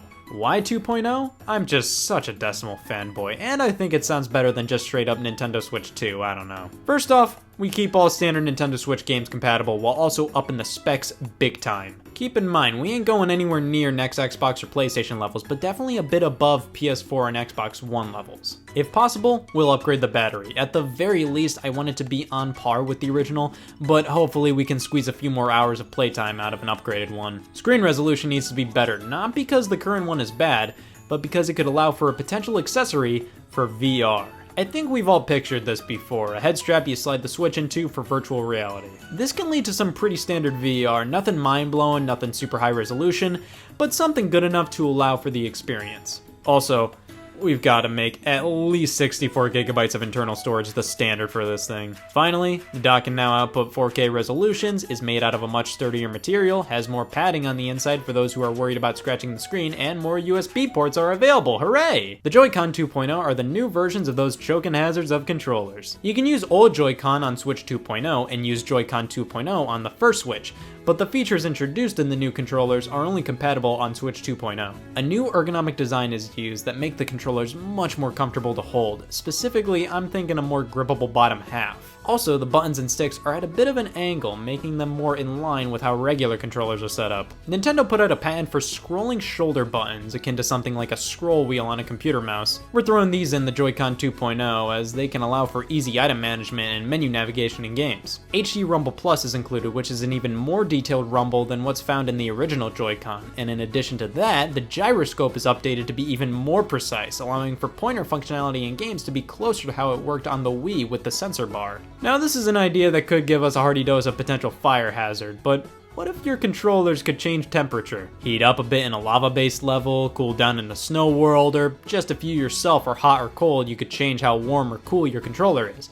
I don't know, it might work and could lead to some cool immersive game design. Now, one of the greatest potential benefits of owning a Nintendo console is the sheer amount of legacy content that could appear. Currently, the Nintendo Switch is swimming in the convoluted way of delivering old games pool, and we need to drain that sucker. Firstly, we'll be offering all generations of Nintendo games on the eShop: NES, Game Boy, SNES, N64, Game Boy Color, GameCube, Game Boy Advance, DS, Wii, 3DS. Even things like Game & Watch games, Virtual Boy, and other retro consoles, Sega systems, TurboGrafx 16, Atari games, the retro game catalog will be immense. Now, what if you don't want to buy all these games separately and just want a nice sampling of Nintendo's history? Well, we'll be introducing a retro game streaming service, Nintendo Classics Now. NES, SNES, Game Boy Color, Game Boy Advance games. All available for $10 a month on an internet connection. And hey, you can buy them straight up to play offline at a discount if you subscribe to the service. I feel like you could reliably stream older 2D games like these with very minimal input lag, so limiting the service to these systems I think would work fairly well. Miiverse was a social network for Nintendo users on the Wii U and 3DS, and it died hard in 2017. With the Nintendo Switch, Nintendo just lets users post pictures to Twitter and Facebook, which makes sense. So many people have these accounts, and it's more beneficial for people to share Nintendo Switch related content with everybody on social media, rather than simply everybody with a Nintendo Switch. However, I think a curated collection of social media posts made from the Nintendo Switch 2.0 would be really cool. Nintendo can keep track of what's posted on social media from the console and organize them on the console itself via an app, so you can browse and see what other people are saying about the games you're playing. You could add other people as friends on your Switch profile, see other Switch related posts. I think this would be a nice way to bring the community of players together while also not having to create a specific social network just to do so. Voice chat on the system itself. This is a must. The Switch currently uses a smartphone app to handle voice chat, and if you haven't heard, yeah, it's putrid. The app has some cool features and we can still support it and allow people to use it, but Switch 2.0 will offer straight up voice chat within the system itself. Also, no friend codes. God, no friend codes. Now, the Switch launched in March of 2017, and I think Nintendo would want to do that again with its successor. It worked out pretty well for them. In March of an unspecified year, we'll offer a brand new 3D open Mario game, much like Odyssey, but potentially something new and different alongside a casual game. Let's call it Switch and Snitch. A party game that would have motion control based mini-games. One player will receive a vibration in their controller before the game begins and will have a slight advantage over everybody else. When the minigame is over, everybody has to vote on who they think was lying and had the advantage. After the launch, we'll focus on a new game almost every single month. April will bring with it a new Animal Crossing game. May will feature a heavy online multiplayer focused title, possibly a new Mario Kart or ARMS or something like that.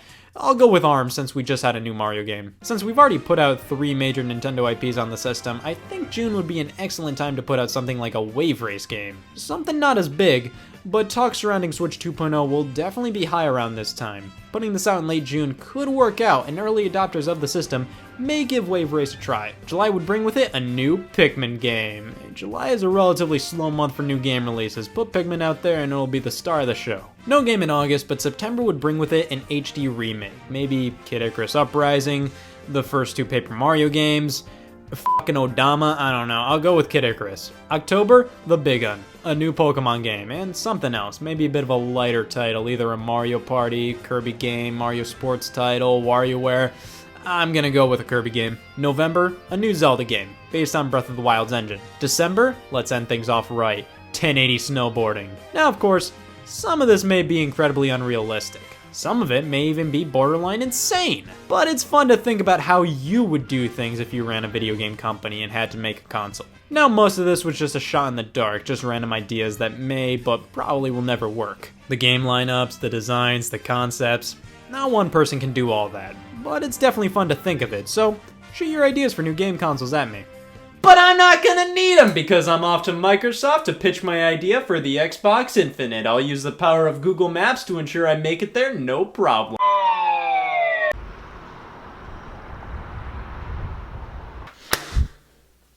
Hey y'all, Scott here. Check it out, it's the sequel confirmer. Tells you if the game you're scanning is a sequel or not. Yeah! Number 2 rocks. This thing is so versatile. It could go here, here, or here and still produce mediocrity. Sequels are basically a necessity with video games. I mean, why let all those character models, sprites, or that game engine go to waste when you can just reuse them for another game? Making a video game sequel most of the time is being relatively resourceful, and that's why they get pumped out year after year. But what about the titles that haven't gotten sequels yet, or series that haven't gotten new games in general recently? I thought it'd be fun to just throw some sequels I want out there. Just some games I want to see made. Now, I mainly tried to stick to sequels to games that aren't obviously going to happen or haven't been announced yet. Man, I sure do wish they made another Final Fantasy. Like, are you kidding me? They made it 15 plus games in and you're acting like they're gonna stop there. I tried to mostly think of sequels that aren't necessarily a complete shoo-in, with some sequels likely, some unlikely, and some that make me look like an effing moron. And like I said, these are just sequels I'd personally want to see. Feel free to discuss ones you'd want, but this is all about me, me, me. These were a bit harder than you may think to dream up, mainly because a lot of the biggest video game sequels that are taking forever to happen are already happening, or have already happened. Kingdom Hearts 3, Shenmue 3, Psychonauts 2, Mirror's Edge 2, Marvel vs. Capcom 3, these games seemingly were never going to happen, but look at things now. Hey guys, it's Scott checking in. I just wanted to say before we get into all these sequels I want to see, that this isn't a definitive list of all sequels I want to see. I'm sure anybody could say, why didn't you bring up a sequel to Wario World? And I'll be like, I forgot Wario World! This list has to end at some point, so let me just mention some games I still want to see, just don't have time to discuss all too much. Star Tropics 3, a new custom Robo, a new skate game, Grand Theft Auto Advance 2, Mega Man Legends 4, Super Smash Bros. Brawl 2. Anyway, here are some games I'd like to see 2'd.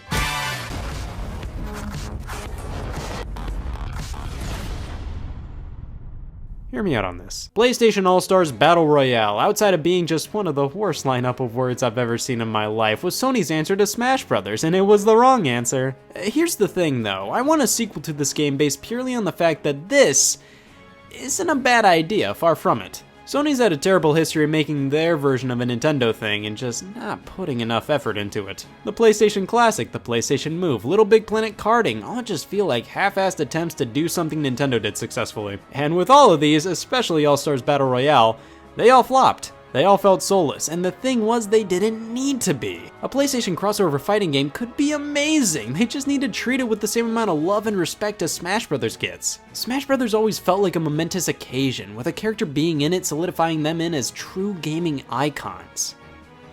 Eva Cole's in PlayStation All-Stars. For a PlayStation All-Stars sequel, they need to get a better character lineup. The ones they had were fine, but the lack of PlayStation icons like Crash and Spyro would be like Smash Brothers not including Link and Kirby.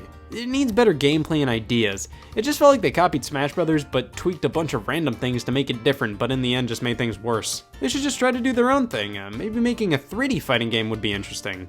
And change the title. This thing is the most generic garbage sequence of letters my mouth could ever barf out. Now, before anybody says anything, yes, there was technically a PlayStation All-Stars sequel called PlayStation All-Stars Island, a minigame collection for mobile devices, brought to you by Coke Zero. Well, that's one thing Smash Brothers doesn't have. What it means to be a Sonic game isn't the most clear-cut thing in the world, since the mainline Sonic the Hedgehog titles vary so much in terms of style. Classic, the adventure titles, the Boost formula, Knuckles Chaotix, it's all over the place. Right now we have 2D Classic Sonic with Sonic Mania, the Boost formula with Sonic Forces, and then whatever the hell Sonic Lost World is. I'd really like to see some of the other styles of Sonic games throughout history get brought back. A good chunk of them had merit and would be fun to see again. With proprietary handheld systems fading away, there's been one type of Sonic title that hasn't made an appearance for almost a decade, and that's the Sonic Advance / Sonic Rush style of games. These titles only appeared on mainly Nintendo handhelds and felt like a modern spin on the 2D Sonic titles from the Genesis days. I'd love to see a successor to these games. Not saying something like Sonic Mania isn't phenomenal, but these games were different enough from the classics to warrant being brought back. I think seeing a new Sonic Rush thrown onto the Switch eShop would be really fun, maybe with a 2D hand-drawn art style, crazy fluid animation, I'd love that. Of course, you can't talk Sonic sequels without bringing up Sonic Adventure 3. While I'm not a huge Sonic Adventure guy, I feel like if the right developers were behind it, an Adventure 3 would be pretty cool. Most of the problems I have with the Adventure titles are just due to them not aging the best, so a modern take could work. I'm just not holding my breath. Also, technically this could be considered Sonic Adventure 3, so there's that.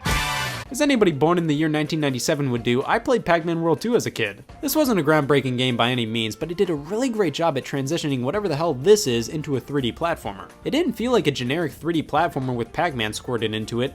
It felt like if Pac-Man was a 3D platformer, and I really admired that. Now with the Pac-Man World series in general, I went straight down the middle. Didn't play 1, didn't play 3. From what I hear, Pac-Man World 1 was pretty good, and 3 was a pretty divisive follow-up. It took a different direction with the tone and formula and didn't really turn out the best. Now there have been some fairly recent Pac-Man 3D platformers, the Ghostly Adventures games based on some TV show. But unlike Pac-Man World 2, these do feel like generic 3D platformers with Pac-Man squirted into them. These aren't my Pac-Man world. I'd like to see another traditional 3D platformer with this Pac-Man, no pupils and all. No TV show tie-in, nothing weird like the third game, just a fun 3D platformer in the same vein as World 2. A true Pac-Man World 4. Oh my god, out of all the potential sequels on this list, Conker's Bad Fur Day just begs for one. Bad Fur Day was the Nintendo 64's swan song and got a remake on the original Xbox, and that's it, it's 2019 now, wow. Bad Fur Day was a spit in the face to all cutesy E-rated platformers. It went 8 letters down the alphabet and went full-on M-rated with loads of fun blood and piss. The developers at Rare were obviously making the game for themselves and not for the general Nintendo 64 owner.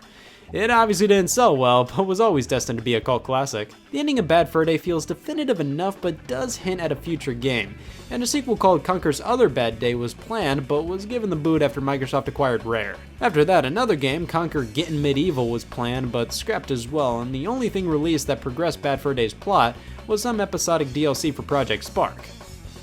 That was cancelled after episode 1. Project Spark was a game creation tool, and the Conker DLC was created within it, and I think it's fair to say this really wasn't how anybody wanted to see Conker evolve. Oh fuck, I spoke too soon. Yeah, Conker has just been subjected to tech demos and reliving Bad Fur Day again, and a true sequel that continues the story of Bad Fur Day is really what everybody wants to see. There's not much more I can say, just a new Conker game that continues where Bad Fur Day left off. That's it. Every single E3, Ubisoft's press conference comes around and I am ready for a new Rayman to be announced. Yeah, it never happens. Alright, I quite liked Rayman Origins and Legends. I wasn't like out of this world in love with them like other people, but I will happily say I quite enjoyed my time with both titles. I even really dug the mobile Rayman games. Rayman Jungle Run was one of the best platformers on mobile. I'd just love to see more of these games. They're so beautiful and creative. Seeing a Rayman Legends 2 or whatever you want to call it would be stellar. But it would be even cooler to see a return to the 3D Rayman games. We haven't seen one of these in ages. Now, Rayman Origins came out around the height of the return of the 2D platformer, but we've been seeing a resurgence in 3D platformers lately, so maybe a new 3D Rayman isn't totally out of the question. Either way, I like a new game in general.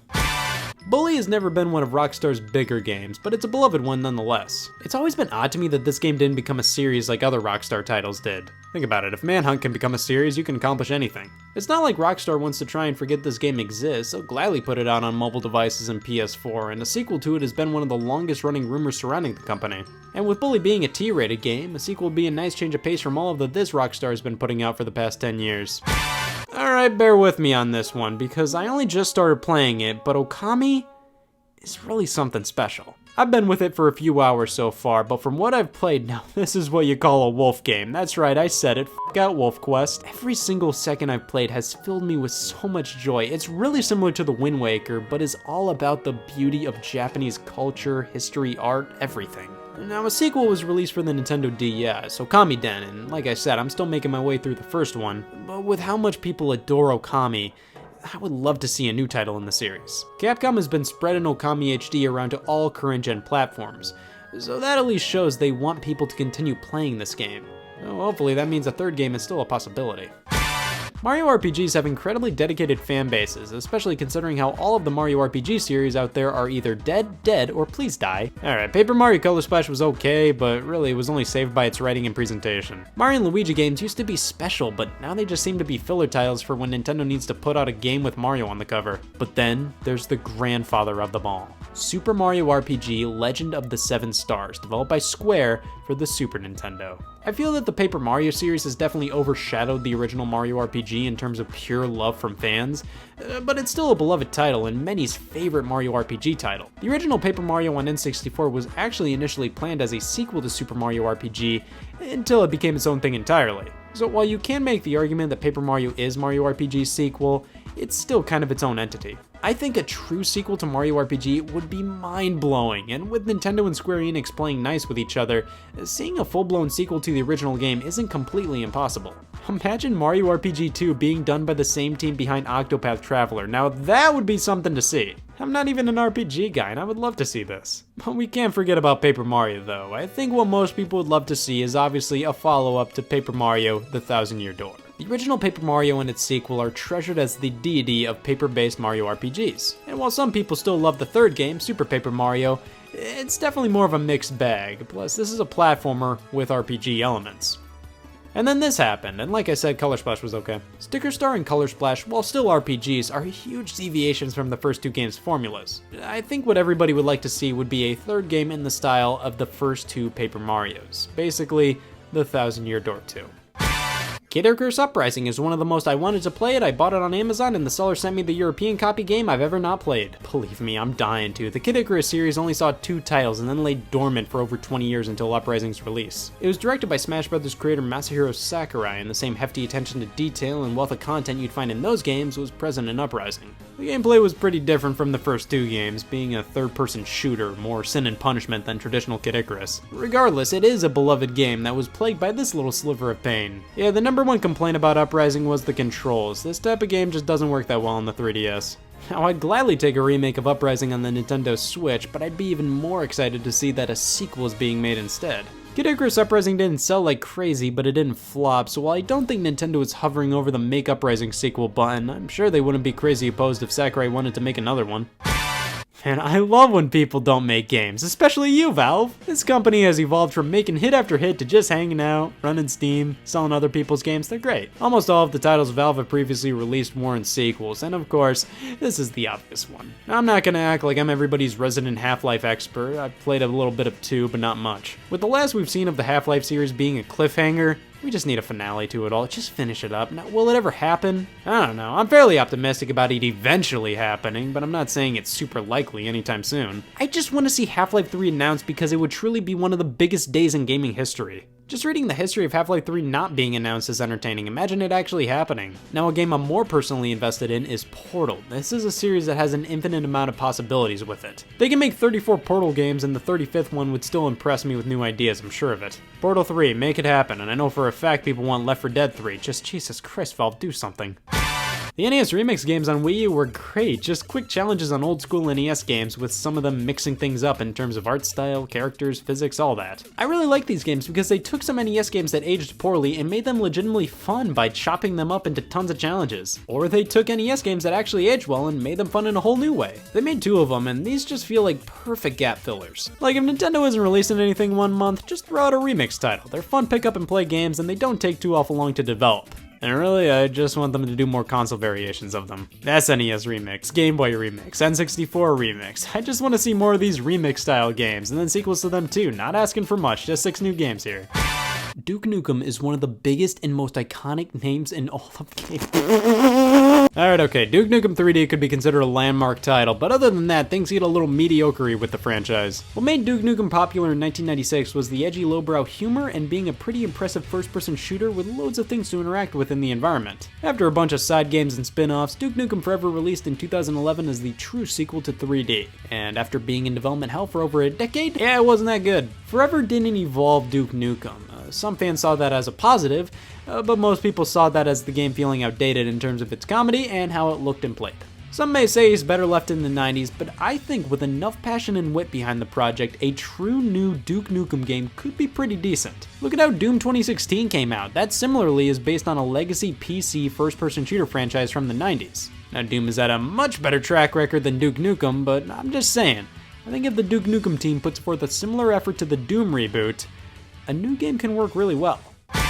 Mario Kart Double Dash is the most unique Mario Kart. Get out of here, Mario Kart Super Circuit supporters. What the hell kind of an argument was that? You can pick 2 characters per kart, and that opens loads of gameplay possibilities, including co-op. There was really not much wrong with this style of Mario Kart, but they dropped it in favor of the way God intended Mario Kart to be, one driver and all. I mean, don't get me wrong, this is fine, but this was also fine. Now, do I need a full-on Double Dash 2? I mean, that would be cool, but at the very least, I think a Double Dash mode in the future Mario Kart would be stellar. But hey, Double Dash's concept has so much potential that I'd love to see a full-on sequel. They can just do so much more with this.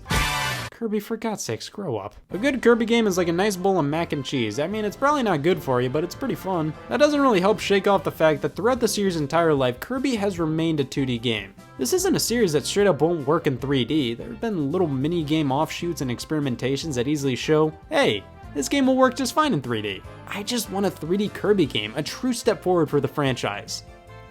And Kirby Air Ride 2, that would be pretty cool.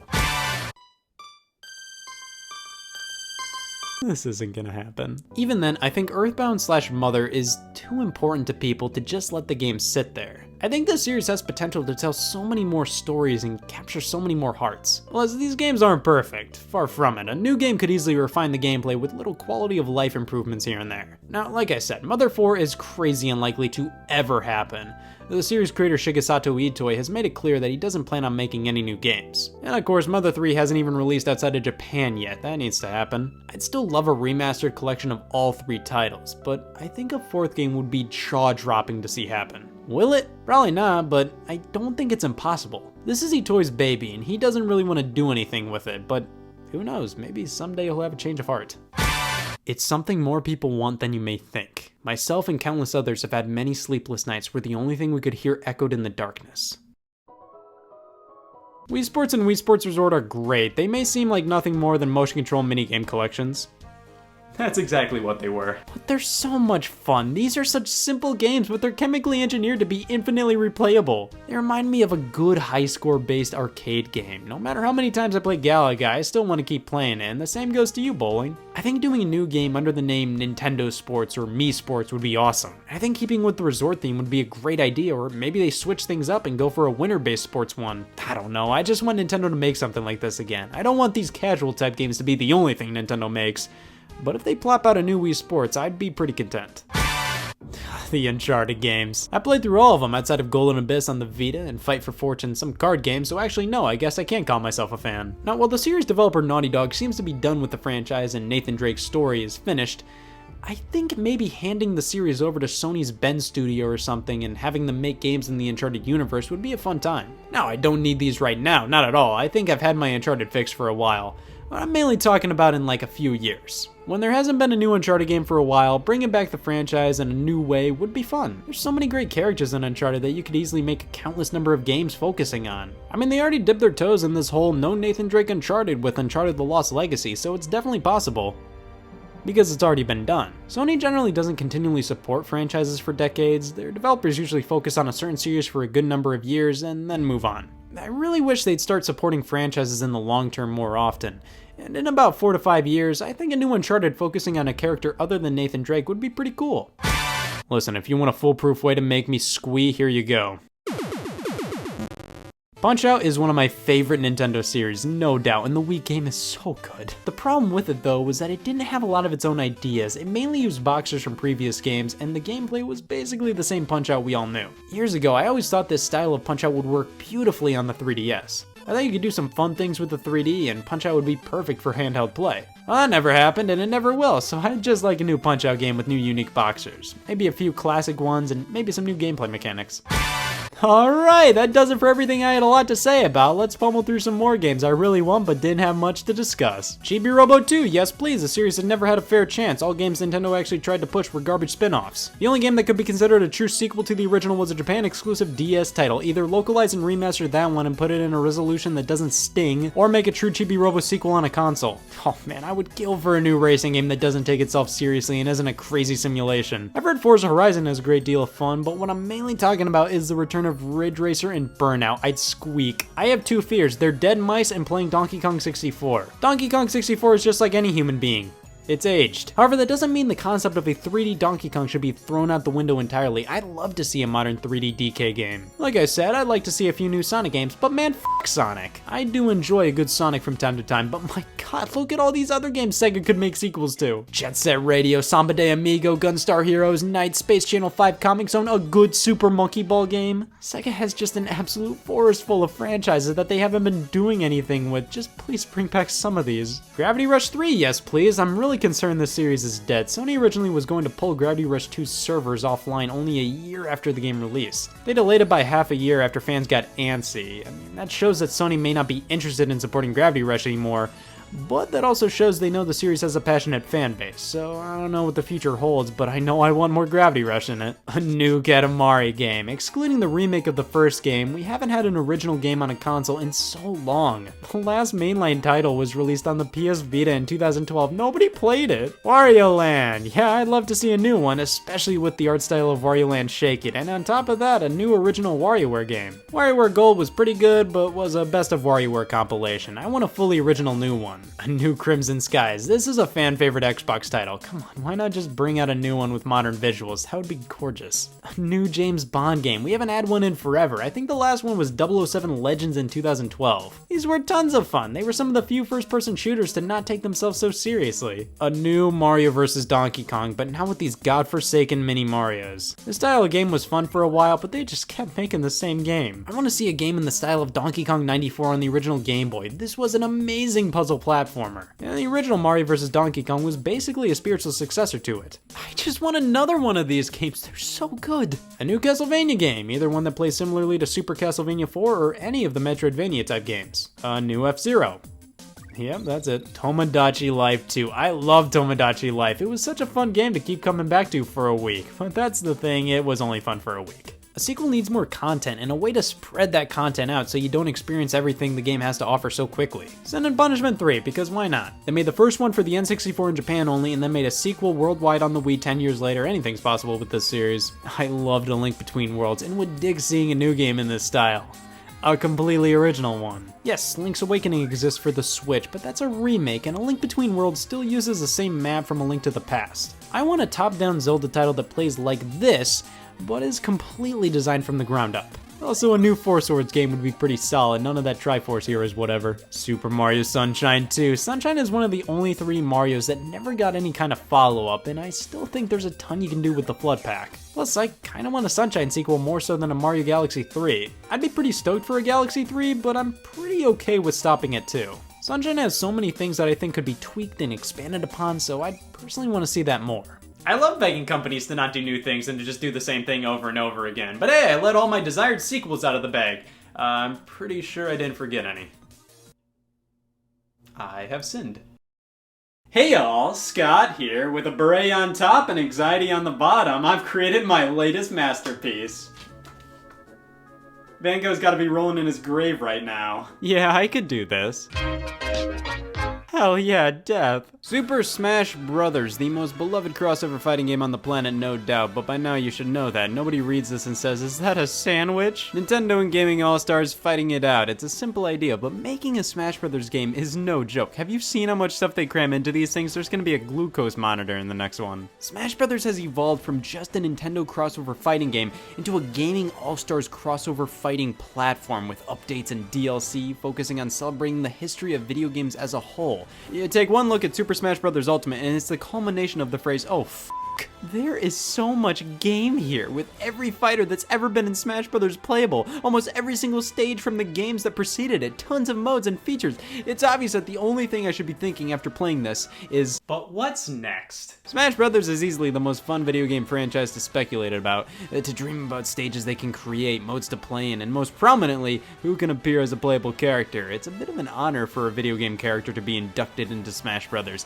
It's fun to think about your favorite guy of all time being featured alongside icons like Dark Samus and Greninja. That's why I think it'll be fun to conceptualize my very own new Smash Bros. Game as something that comes after Smash Bros. Ultimate, because many have asked, where does the series go from here? So, just for funsies, I'll be crafting a few concepts for a Smash Bros. Game after Ultimate. I'll try to keep this vague enough so it could still be relevant if they decide to make Smash Bros. Ultimate 2 in 4 months. So this is basically just, if I was to make a future Smash Bros. Game, this would be my concept for it. Also, just throwing it out there, I don't want a new Smash Bros. Game for a good while. Ultimate should last Smash Bros. Fans for probably a decade. There's so much pure traditional Smash Bros. Content here that I think Smash needs a break after this to have a bigger impact when it eventually does come back. The concepts I'll be talking about don't mean I want them right now, rather in the distant future for a future inevitable game. Well, if we're making a new Smash Bros. Game, the first thing we gotta think about is the title. The first one kept things simple, the second and third ones decided to go with fight synonyms, the fourth and fifth ones weren't lying, and Ultimate. I mean, we could go back to the synonym for fight trend used with Melee and Brawl, but our options are dwindling here. I'm not picky, Super Smash Bros. Smackdown, Super Smash Bros. Clash, or we could go with some patented buzzwords used in subtitles like they did with Ultimate. Super Smash Bros. Legacy, Infinity, Forever, Universe, 10R, really anything. I'll go with Super Smash Bros. Not for Wii U, because titles don't actually matter when it comes to anything outside of property tax and the Wii U.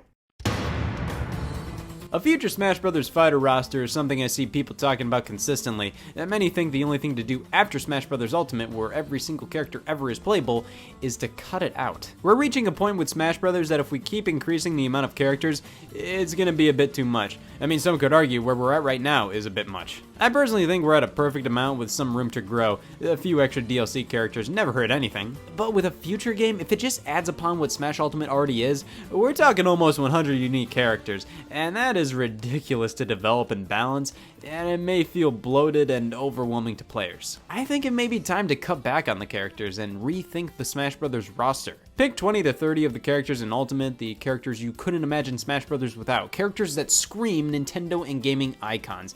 Give them the pass, and then utter those sweet, sweet words, who the f*** is Corrin? It was really hard to actually think about cutting a lot of characters.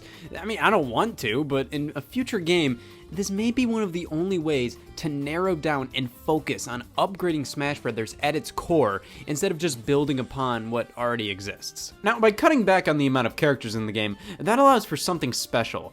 All characters getting brand new, reimagined movesets. Characters who have been in Smash Bros. Since the very beginning definitely feel like that. Mario, Link, Donkey Kong, Fox, Pikachu. While they've been updated over time with elements from more recent games or straight up moveset changes, their base moveset has been the same since fourscore and negative 60 years ago. Either their moves are completely generic and don't really reference anything, or their moveset's references feel a bit unbalanced and outdated, and they don't really feel like a big love letter to the character's entire history. They feel like, gosh, I love Mario 3, and that's it. It just feels out of place in comparison to how newcomer characters are designed. They're tailor-made to be the best representation of that character they can be. But then look at Mario, for example. His moves are taken from Super Mario Bros., World, 64, and Sunshine. What a police lineup. I think it's fair to say that Mario and a lot of the older characters' movesets could do a better job representing a broader range of their appearances throughout time.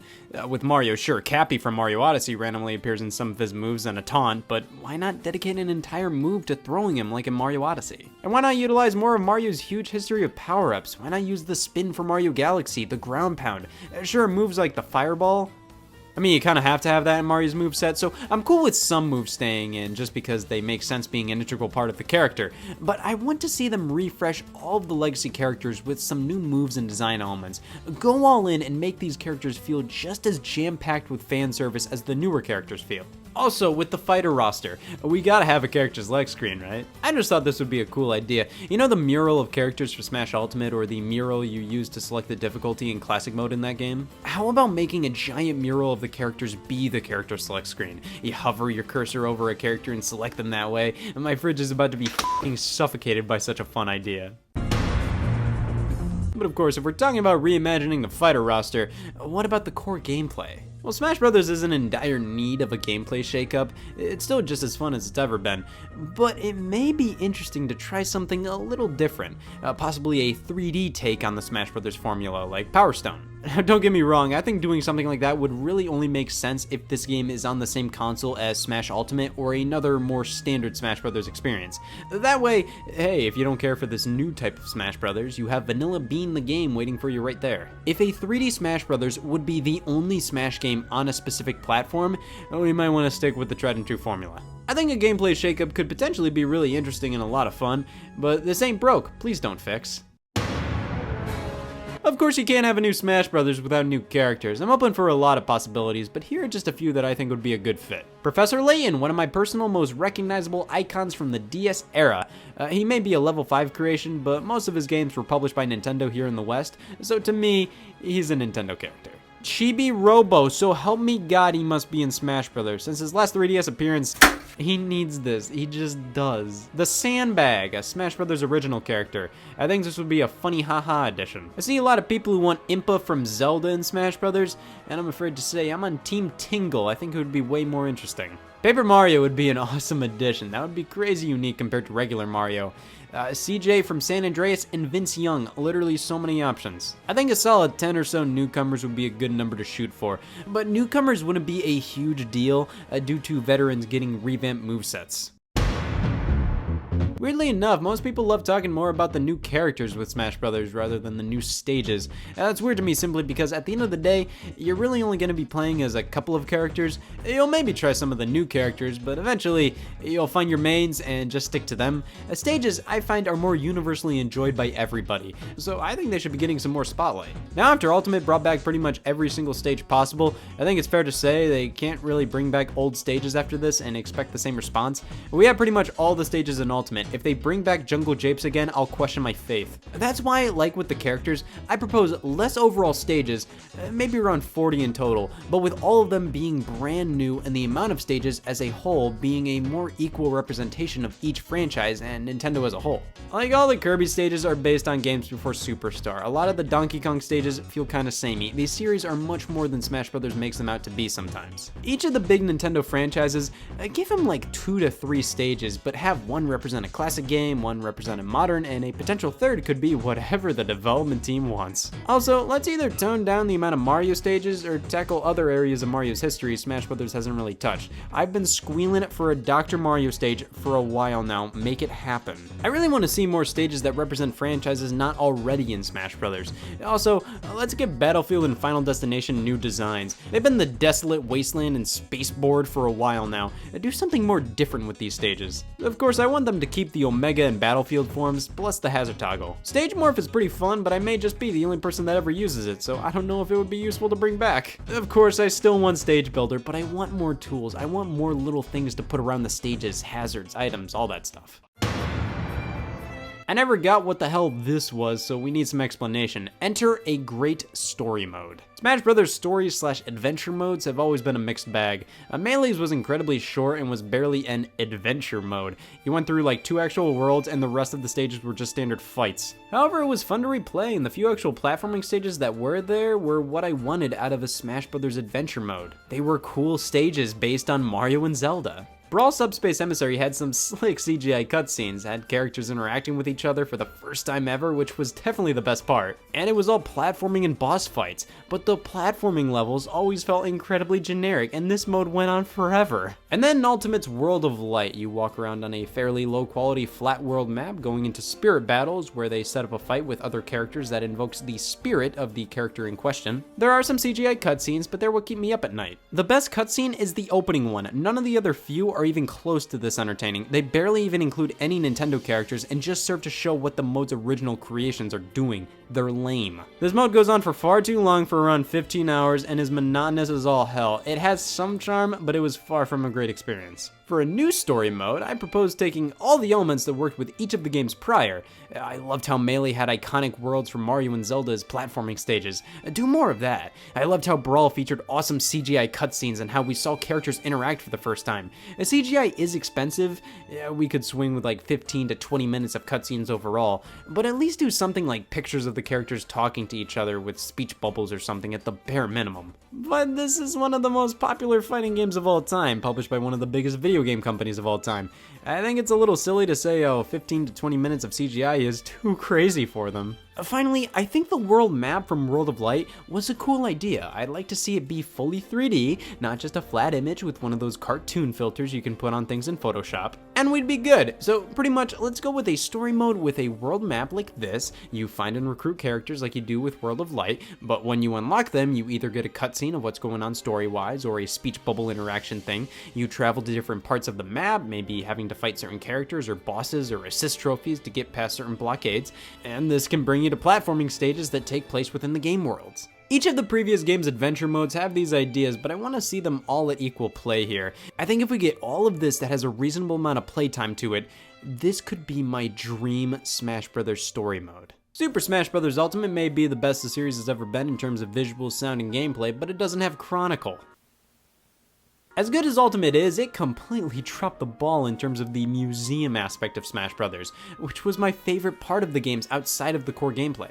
Being able to ogle at Nintendo history through 3D trophies of characters both old and new with little descriptions and the games they appeared in and the consoles they were on, playing demos of old Nintendo games, having a list of all Nintendo published games for no reason, I just like that kind of stuff. When you're tired of playing Smash Brothers, they were fun things to just flick through and they weren't even gameplay. A lot of this stuff had to be unlocked. It brought a ton of content to Smash that, while unnecessary, made the package feel that much more important historically and gave you stuff to do when you were tired of playing just Smash battles. Ultimate got rid of all of that and said, hey kid, what do you think of this? Over 1,000 pieces of art from video game history. Spirits! The most surefire way to invoke disappointment in a me. The thought was there, but I prefer how they handled this in the past, specifically with Brawl. So this is what I want from a future Smash Bros. Game. It's called The Museum.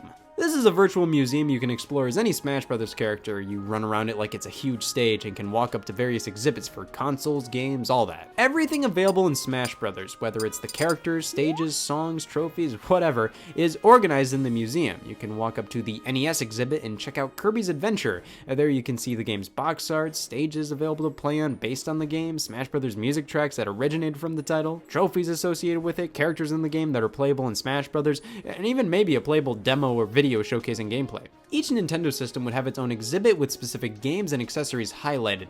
Now, you can't feature every single game Nintendo's ever made here, so a good chunk would be featured in the displays, while the rest of Nintendo's published games would just be cataloged in the new Chronicle, like with Brawl. The museum would also be home to the many accomplishments you make with the game. Each time you beat Classic Mode with a character, a picture could be added to the Classic Mode wall, and the same can be said about pretty much all of the modes. High scores can be displayed, the photos and videos you've saved, the stages you've created, and the museum can be an awesome awesome place to check out Nintendo history while also displaying and preserving your experiences with this particular Smash Bros. Game. Online, something Smash Ultimate would respond to by saying, "What?" Online has always been one of the biggest hurdles with Smash Bros. Ever since Brawl. It was god-awful in that game, then it was much better and fairly tolerable in Smash for Wii U, and now Nintendo finally went back to their roots, and it's bad again. It's fine when it's fine, but I've shaken my fist at it more times than I can count. There are so many little problems here. The fact that you set your preferred rules, but it's not always guaranteed you're gonna get that rule set with your fight. You can't change characters online without dropping out of a match entirely. Global Smash Power is one of my least favorite uses of those three words. It's a number and that's all it is to me. Why not just have a standard leaderboard? I propose a mixture of Smash for Wii U and Ultimate's online system. I like setting preferred rules, but Smash for Wii U just had predetermined rule sets you could hop into with For Glory and for fun. With those modes, you were guaranteed to get a specific rule set. Keep this as an option, but bring this back because this actually worked. Bring back the spectator gambling mode too. The ESRB rating may share a trait with DOA Extreme at that point, but it'll all be worth it. Smash Run Deluxe. One of the best parts of Smash 3DS was Smash Run, running around a giant map collecting items to power up for a battle at the end with all the other players. It had some flaws that could be tweaked in a new version of the mode. First off, you have to be able to interact with the other players on the map. You weren't able to see or physically assault each other on the 3DS, which in my opinion ruined a lot of the fun. You need more customization of the overall mode, changing how long a round of Smash Run lasts, for example, changing the type of battle at the end. Give us online play for this too, and also maybe include a few different types of maps to explore. Smash Tour Deluxe. This will be the best version of Smash Tour. This was a mode that originated in Smash Wii U. The deluxe version will be leagues better because it won't exist. Master and Crazy Orders were fun distractions on Smash Wii U. The Master Orders, you just took random challenges and would get a reward, while Crazy Orders was more of an endurance test. See how many challenges you can take in a row, lose once, and it's all over. I'd like to tweak this concept. I present Master and Crazy Towers. Crazy Tower is the same as before pretty much. You scale an infinitely tall building with each floor presenting a challenge. End it when you think you've had enough or lose everything by failing a challenge. Master Tower will be a bit different. You scale a building that's 5 stories tall, basically complete 5 challenges in a row to receive prizes. Classic mode should be similar to Classic mode in Ultimate where each character has a specific route just for them. But this time, the bonus game near the end should be randomized. Sometimes it's a maze, home run contest, break the targets, etc. Alright, finally let's end this with a few little odds and ends here. I want this game to be fairly spoiler free before launch. We didn't get that with Brawl, 3DS, Wii U, or Ultimate, and with Ultimate they legitimately revealed every single character and stage before launch. Look at how Nintendo handled Breath of the Wild. They kept quiet on so much with that game before release, and I want them to do that with Smash Bros. It adds to the excitement, and while it's incredibly hard to do that due to people online leaking all over the place, at least keep some of the modes, stages, characters, whatever, under wraps. Leave at least 40% of the game as a secret before launch. I won Diskun and Doshin the Giant as assist trophies. And finally, I think it'd be really cool if Smash 64 was unlockable in the museum. Alright, well, here we have just a few things I'd like to see from a future Smash game. Of course, I could go on and on and on about this, but I decided to keep it fairly brief. Of course, if you want to see anything from Smash Bros. In the future, be sure to scream it from the rooftops. Let everybody know. While you're doing that, I'm going to mail this to Nintendo. Should probably move that away from the mailbox. That's why the IRS didn't receive my tax payments. I'm getting audited.